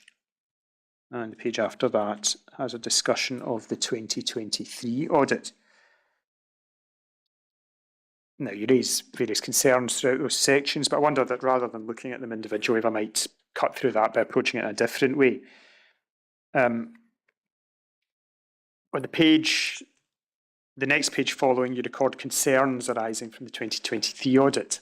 That's your paragraph at the top of the page, and they relate to lack of recorded data on temperature, non-flow through expansion vessels still present. There's only annual servicing of the thermostatic valves and taps, lack of records about risk reduction, and again, lack of risk assessments for other water systems. Since you finalised the report, there's been a 2024 authorising engineer report. I don't know whether you're aware of that.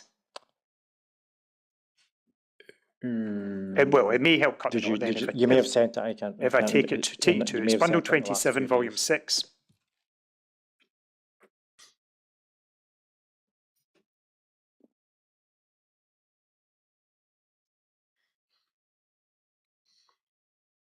Page 252 is where the report starts. It appears not to be, I'm afraid. Could we try the next page, please? Can you take me back to the contents page? Sorry, I think I've got the wrong page reference. Could we move on to the next page, please?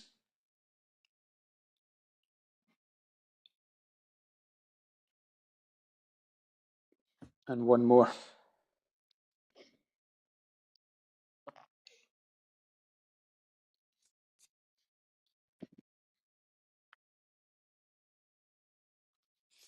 I appear to have noted the wrong page reference, I'm afraid. Excuse me a moment.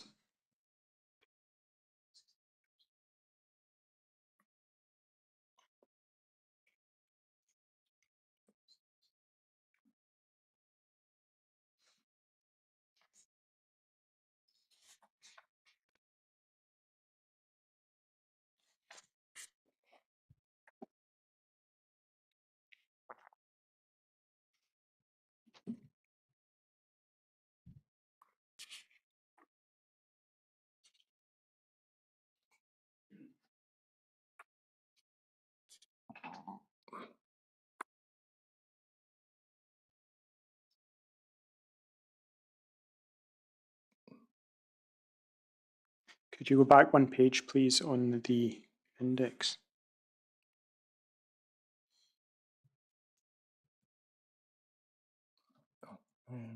I wonder if I've noted down the wrong bundle number. I may have to come back to this Okay. after the break. Can I just check we're on 27, volume 6, please? We are. I apologise for this. This is an error on my part.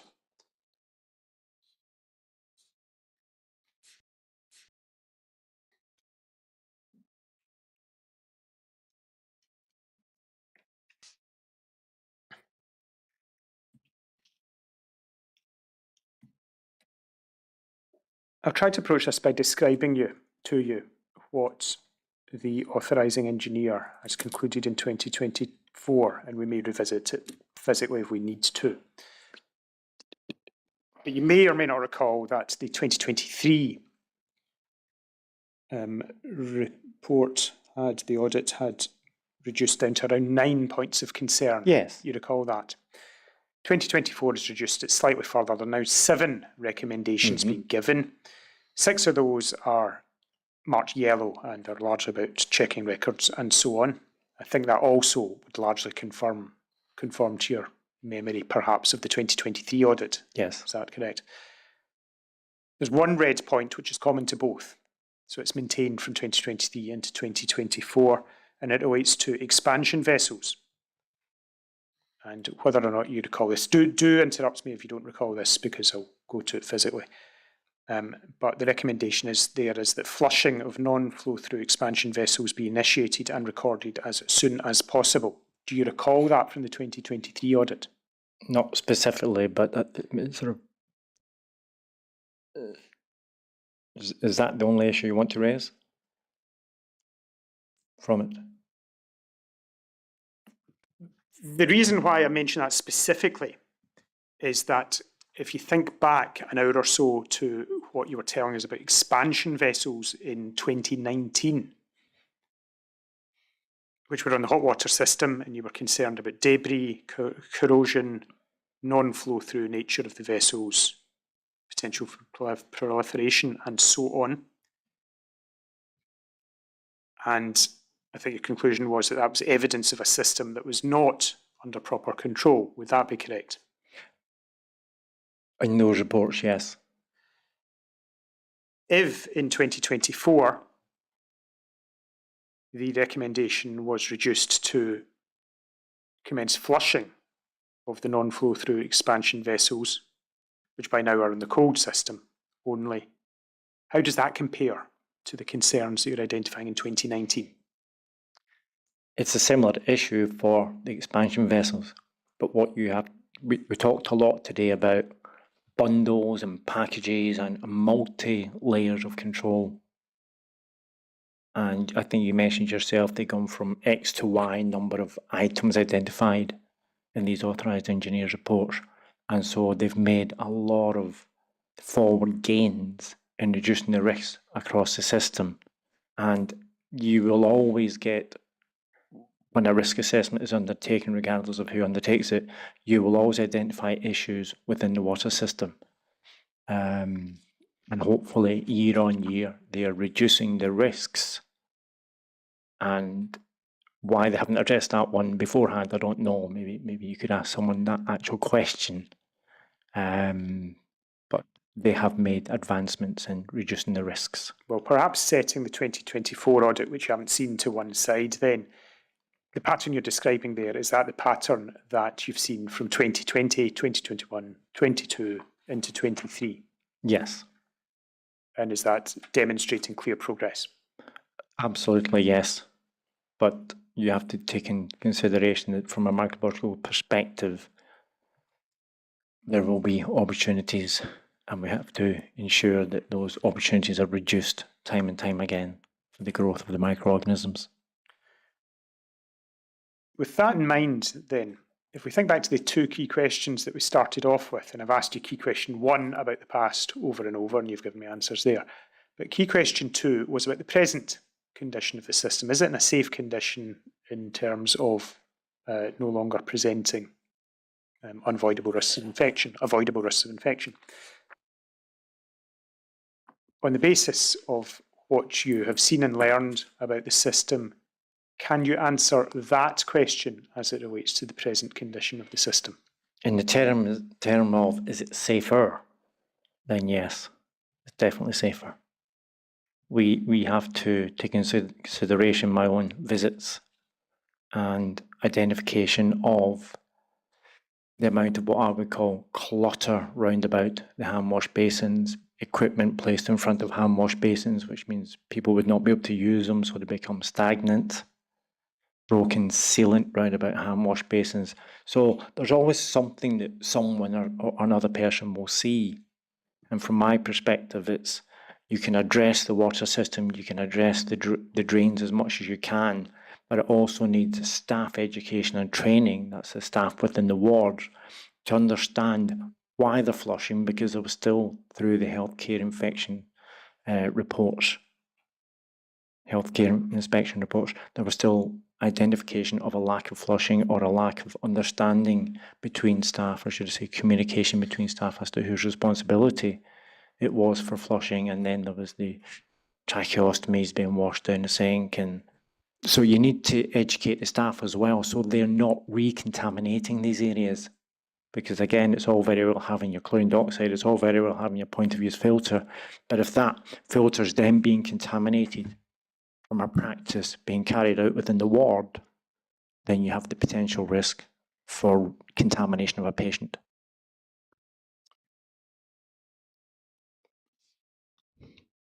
Now, you've told me the system's safer than it was. The specific question is the water system safe? Safer. Sorry, what was that? Safer rather than safe. From your perspective, is it ever possible to achieve a safe system? Mr. McKeever, we've had previous discussions in the past, and I think one of the documents I was sent was, and apologies for not remembering the name of the new document that was produced in. Sorry, there was a new document produced in. There was a new document produced by the Department of Health in England this year, and it's a progressive document. It follows on from the death of patients in the Papworth Hospital through infections due to mycobacteria. And the coroner indicated that there should be new guidance specifically for these microorganisms. And that guidance has been written to provide as safe as possible, a safe environment for the patient. So it's taken everything we know from Legionella, everything we know from Pseudomonas, everything we know from Cupria vadis, and providing the patient with a safe environment by reducing exposure to water. And this is about new units being built and new refurbished units.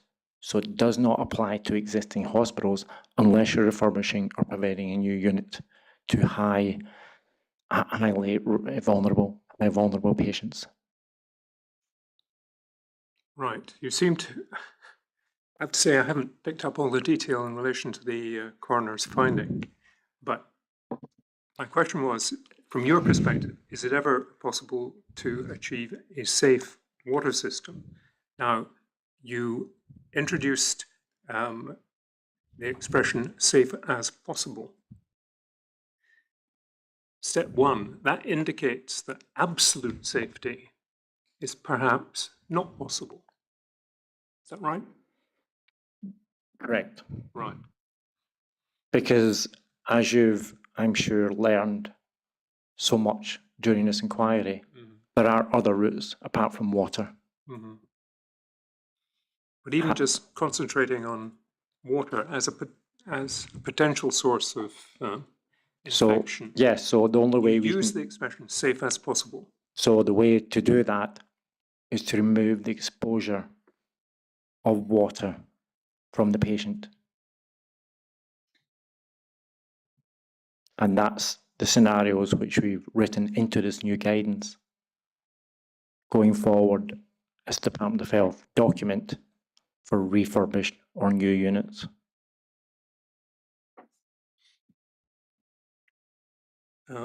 Ms. McKeever, do you want perhaps to return to your question of current safety?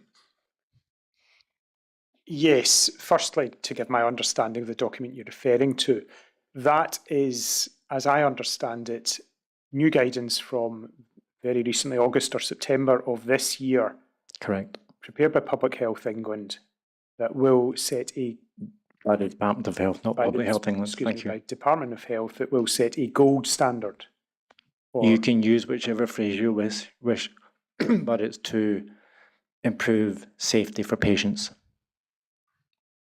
and reduce the risks of waterborne infections okay, well, as far as possible.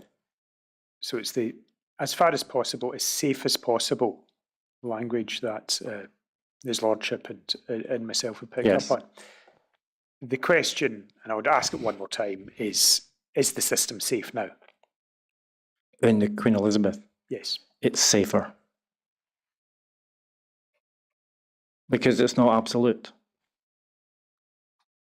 Sorry, it is safer because there is no absolute. It's not Sorry, absolute. did I pick you up There is correctly? no, because of the way the QEH is set up, you're still dealing with a live water system, you're still dealing with staff. You're still dealing with a system that's got, how many is it, 4 or 5 outlets within every single room. So ensuring the flushing is all carried out, ensuring the ppm is all carried out, ensuring the chlorine dioxide gets to all those outlets, ensuring the filters are changed as often as they should do for the point of use filters, for the shower hoses and the shower heads, and then all the other package of work needs to be put in place. Your water safety group, your water safety plan. And the water safety group's important because it's not just nominated people turning up at meetings. And were you going to mention, I was sent some other minutes, more water safety board meetings from the last year. And one of my main takeaway point from those was that it was something between 30 and 70% of the people listed in those meetings were non-attendance. So my point is that's part and parcel of this programme of ensuring the system is safe for patients. So if you have a water safety, whether it's a board or any other group, where you may have 70% of the people not turning up, who's to say who the important person is on that list? And they may miss a crucial meeting. What I'm taking from that is that I don't think I'm going to get you to budge question of is it safe? But am I correct in summarising your perspective as being that when you're dealing with a complex system, a water system with many variables, am I to understand it that you are, by temperament or by profession or otherwise, unwilling to go so far as to pronounce a definitive view on safety? No, I'm saying it's safer. I cannot say, no one can say that system is entirely safe. So when you MOT your car, it passes MOT, something could break the next day. Does that help in any way whatsoever? I think I probably shan't take that any further, Okay. my Lord. I wouldn't have any further questions for this Right. witness. What I need to do now is to discover whether there's any other questions in the room, as it were, Dr. Walker. So we'll rise. I would hope for not more than 10 minutes so that Mr. McKeever can check, as I say, whether there are any more questions in the room.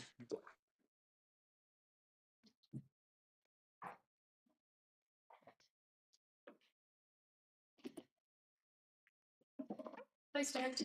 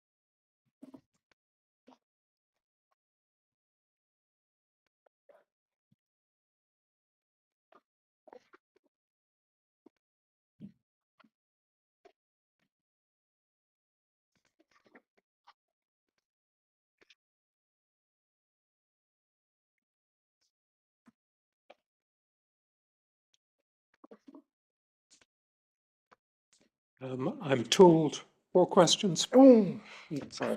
Sorry, we were just discussing it backstage. I lost. It may not even make it to 4. The first one's not really a question, but I think I should put it to you because I was fumbling about a bit with my document reference beforehand, trying to take you to Bundle 27, Volume 6. Should have been Volume 1. I'll take you there. We've got page 252 on the screen, which is the 2024, as you'll see from the box on the left-hand side, Dennis Kelly authorising engineer audit. Could you move on, I think, to 255? These are the recommendations, the summary of actions that I was referring you to. Take a moment to cast your eye down and you'll see the first 6 yellow ones are relating to records and so on. 7th is the expansion vessels one that I read out to you. Do you see that? Yes. Do you have anything to add beyond what you've said already? Not particularly, but obviously it's been flagged as a high risk by the authorising engineer, which is there's only 7 action points, as you pointed out earlier, which is a reduction in the previous years. Was that a red item? I guess I would only ask, was that a red item in previous risk assessments as well? So it's just, should it have been done before? It's been highlighted now again, and yes, it should be done within a as soon as possible period. Okay, thank you. Second question is perhaps the obvious one that escaped my mind just before we closed there. I asked you a number of times about the second key question, is the system safe now? And quite clearly you won't go beyond safer on that. But you did illuminate us as to the Department of Health new guidance from this year.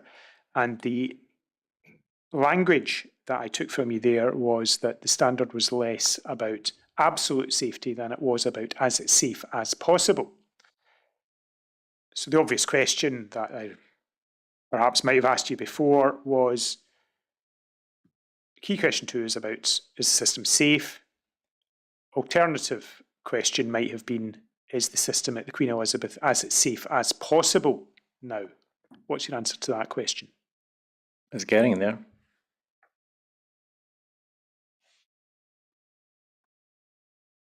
But as the risk assessment just demonstrated, issues are still being identified that need to be addressed. So you will not remove every risk, and you will never remove every risk, and you will continue to have to put your audits in place according to the regulations which are in place, whether they're the HSE Part 2, Part 3, or the ACOP, or the SHTMs, and ensure that they're being followed, ensure that the bundles are in place, ensure that you have a functioning operative water safety group that's not just a set of nominees, but people who understand water safety, people who are trained in water safety, people who understand how to put a written risk assessment and a water safety plan in place. And then you have all the remediation strategies and the testing, which is your last stop to determine whether all your control packages before that are actually working. Because there could be failures at any point, and I'll relate back to, like a broken record, to that MOT description of a car. When he did his audit, Mr. Kelly, he did it on a particular day. He looked at the system as it was on that particular day. We don't know what it was like the next day. Okay. So there needs to be assurance that there is a regular assessment, not only by him, but by the internal teams doing their own part and their own risk assessments of their own water systems, rather than waiting for a year for either DMA or Mr. Kelly to come along. Okay. So, not as safe as possible, but it's getting there. It is indeed, yes. Next question is about, it's alluding to point of use filters. One, specific that I don't think I put to you was about high-risk groups and point-of-use filters. In your view, should high-risk groups like cystic fibrosis patients, so on, should they be exposed to water in the Queen Elizabeth Hospital that doesn't have point-of-use filters? So this is where you need to have discussions with the clinical groups, clinical teams, and understanding the risk which those patients are at. And cystic fibrosis patients have a propensity for being infected with Pseudomonas aeruginosa. We know from the guidance which the Department of Health published in England that patients in augmented care should be protected. Cystic fibrosis is a group of patients who would be described as being in augmented care. Therefore, that would ensure, if it was in England, that the water would be tested every 6 months for the presence of Pseudomonas aeruginosa. So that, as well as doing your risk assessment, complementing that with your results, and if you're getting a positive for Pseudomonas or other microorganisms which a clinical team may judge are a risk for those patients, then one would make the decision to put point-of-use filters on those taps.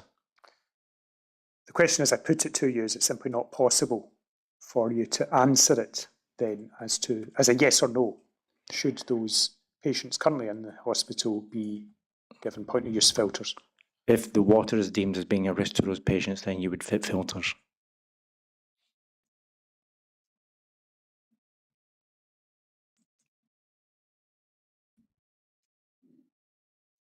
Are you able to take that view yourself as to whether the water is a risk requiring If filters? you want to remove the risk of the water to the patients, then you would fit filters. And or you would take a different control strategy as determined by your own working practices. Because remember, guidance is only guidance, and it provides you with a number of strategies with which you can reduce the risk. And filters are only one part of that risk. So you could take the position of removing the source of the water from where the patient is. Right. I shan't pursue that any further. So in the context of, put it into context, in Holland, one of the strategies that started was identifying little used outlets. And if it's little used, it has an increased risk in terms of microbial growth and opportunities for growth, hence greater risk to the high-risk patient. And if it's little used, then one strategy would be to remove the hand wash basin. And therefore, if you remove the hand wash basin, there is no water exposure to the patient where the patient is. So it's not always about just a point-of-use filter. It's about coming up with a remedial control strategy that ensures your patients are not infected. I know that's a long-winded answer, but it's not just about whether you fit point-of-use filter. Okay. The final question I have is a hypothesis, or I'll put to you about whether it's possible for a strain of Stenotrophomonas, which is in biofilm in the water system, would it be possible for that strain to appear in various patients over a period of months and years, and for those cases to be linked, notwithstanding that those patients may not have used the same tap?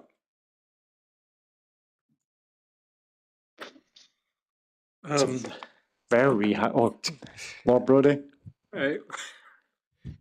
Right. I think maybe just as step one, I need to get all the components in that hypothesis. Allow me then to repose so we that. Assume, right, just... May I repose it as a number of questions in that case? Yeah, okay. First hypothesis is biofilm in the water system which has Stenotrophomonas in it. Okay? Second is patients over a period of months and years. Third is that strain of Stenotrophomonas appears in those various patients. Fourth is for those cases to be linked. Sorry, fourth is for the cases to be linked. cases to be linked. And the fifth is the patients have not used the same tap. What do you mean by the cases to be linked? Yeah, sorry, I was going to come back to that. It's It's a very hypothetical situation, Mr. McGeever. And well, it may be covered. First of all, Yes. what is Mr. McKeever's answer to the question? What do you mean by the cases to be linked? It's, well, 4 and 1 are perhaps the same. The same strain. Point 1 was the same strain of Stenotrophomonas.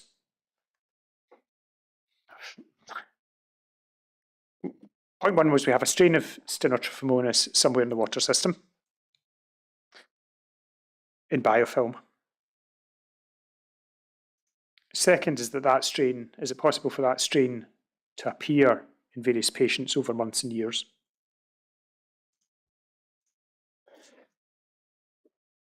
Third is those patients don't drink from the same tap or don't use the same tap. In that scenario, is it possible to say that those cases are linked? it's such a hypothetical Appreciate that. situation. It's extremely difficult to answer. If you look at it in the context of does it matter whether it's Stenotrophomonas or whether it's Cupreavirus? And are we talking today? Are we talking about 2015? Are we talking about 2018? Which hospital are we talking about? What control strategies have been put in place? It's all hypothetical and it's all possible.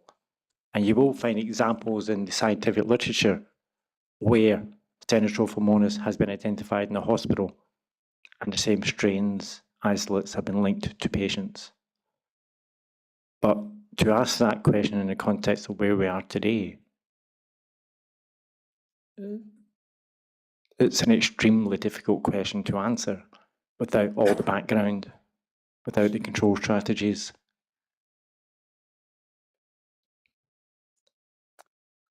And who's investigating it? Are they taking samples from the tap, the location where the patient is, at the same time the patient was there? And are they taking the right sample and using the right techniques to determine whether it's linked? And I know I'm straying away from the question, but it's a very difficult question to answer in the context of a yes or no. And I think that's why I started saying that there will be evidence in the literature demonstrating cases of Stenotrophomonas in hospital units which have been linked. Is there more to the question you want to give me, or? Ms. McKeever, if this question is thought to be important by the person who asked you to ask it, I think I'd be open to giving the person who asked you to ask it the opportunity to formulate the question in their preferred way. Now, my guess is that it may be Ms. Watts, and therefore, if she sees this as an important question, point 1, and if she's willing to pose it, I would invite her to join us and ask the question.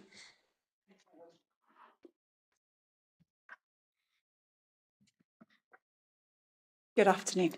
What I'll do is I'll try and approach it from a slightly different direction. Okay.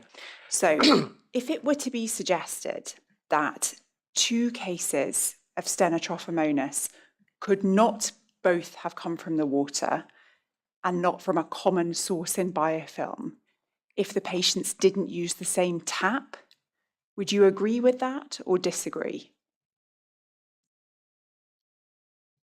Gosh, Might depend where the biofilm was. it may not be. It may not actually be a situation of agreeing or disagreeing, but if we go back to a hypothetical scenario of a hospital water system where the microbiology is not controlled, where you have extensive biofilm throughout that hospital, you will have various strains throughout the hot and the cold water system associated with different components. You will have, as we found in Northern Ireland, we have multiple isolates recovered from, let's call it, the outlet fitting, which don't match the patient necessarily at the time that the sample was taken, but you may have one isolate that is identified as being similar to the patient. It doesn't mean that that same isolate isn't present in other parts of the hospital. Okay. Can I ask a follow-up question, my lord? Thank you. I think what I'm taking from that then is that if there is a strain of Stenotrophomonas that's present in biofilm somewhere in the hospital, then that might be capable of causing infections from more than one outlet. Is that correct? Yes, and if you look at the evidence which we have based on the Cuprivadis and the other organisms from many, many different parts of the hospitals, then it would be potential for patients to be exposed at different points within the hospital. The mycobacteria may be a good example of that, where even though filters were in place, the patients were exposed to unfiltered water, regardless of how that occurred. Okay. And I can't remember the exact locations of where those individual patients were within the hospital. Okay, that's very helpful from my perspective, my lord, and I think that answers my question. Thank I'm you, grateful Ms. for the opportunity. Thank you. Thank you. Right. Have we got to the end of your 4 questions? That's that, my lord. Right. Dr. Walker, thank you for your attendance today. Thank you for your attendance beyond our normal time of sitting. And thank you for your report.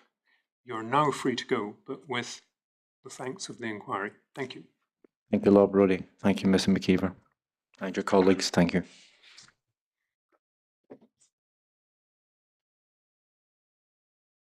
And thank you to the legal representatives who are still with us. Now, we sit again, I think, tomorrow at 10 o'clock. I think it's Mr. Connell, am I right? Mr. Connell with Mr. Poplet. Right. And the topic is back to ventilation. It is. Right. Well, we shall see each other tomorrow.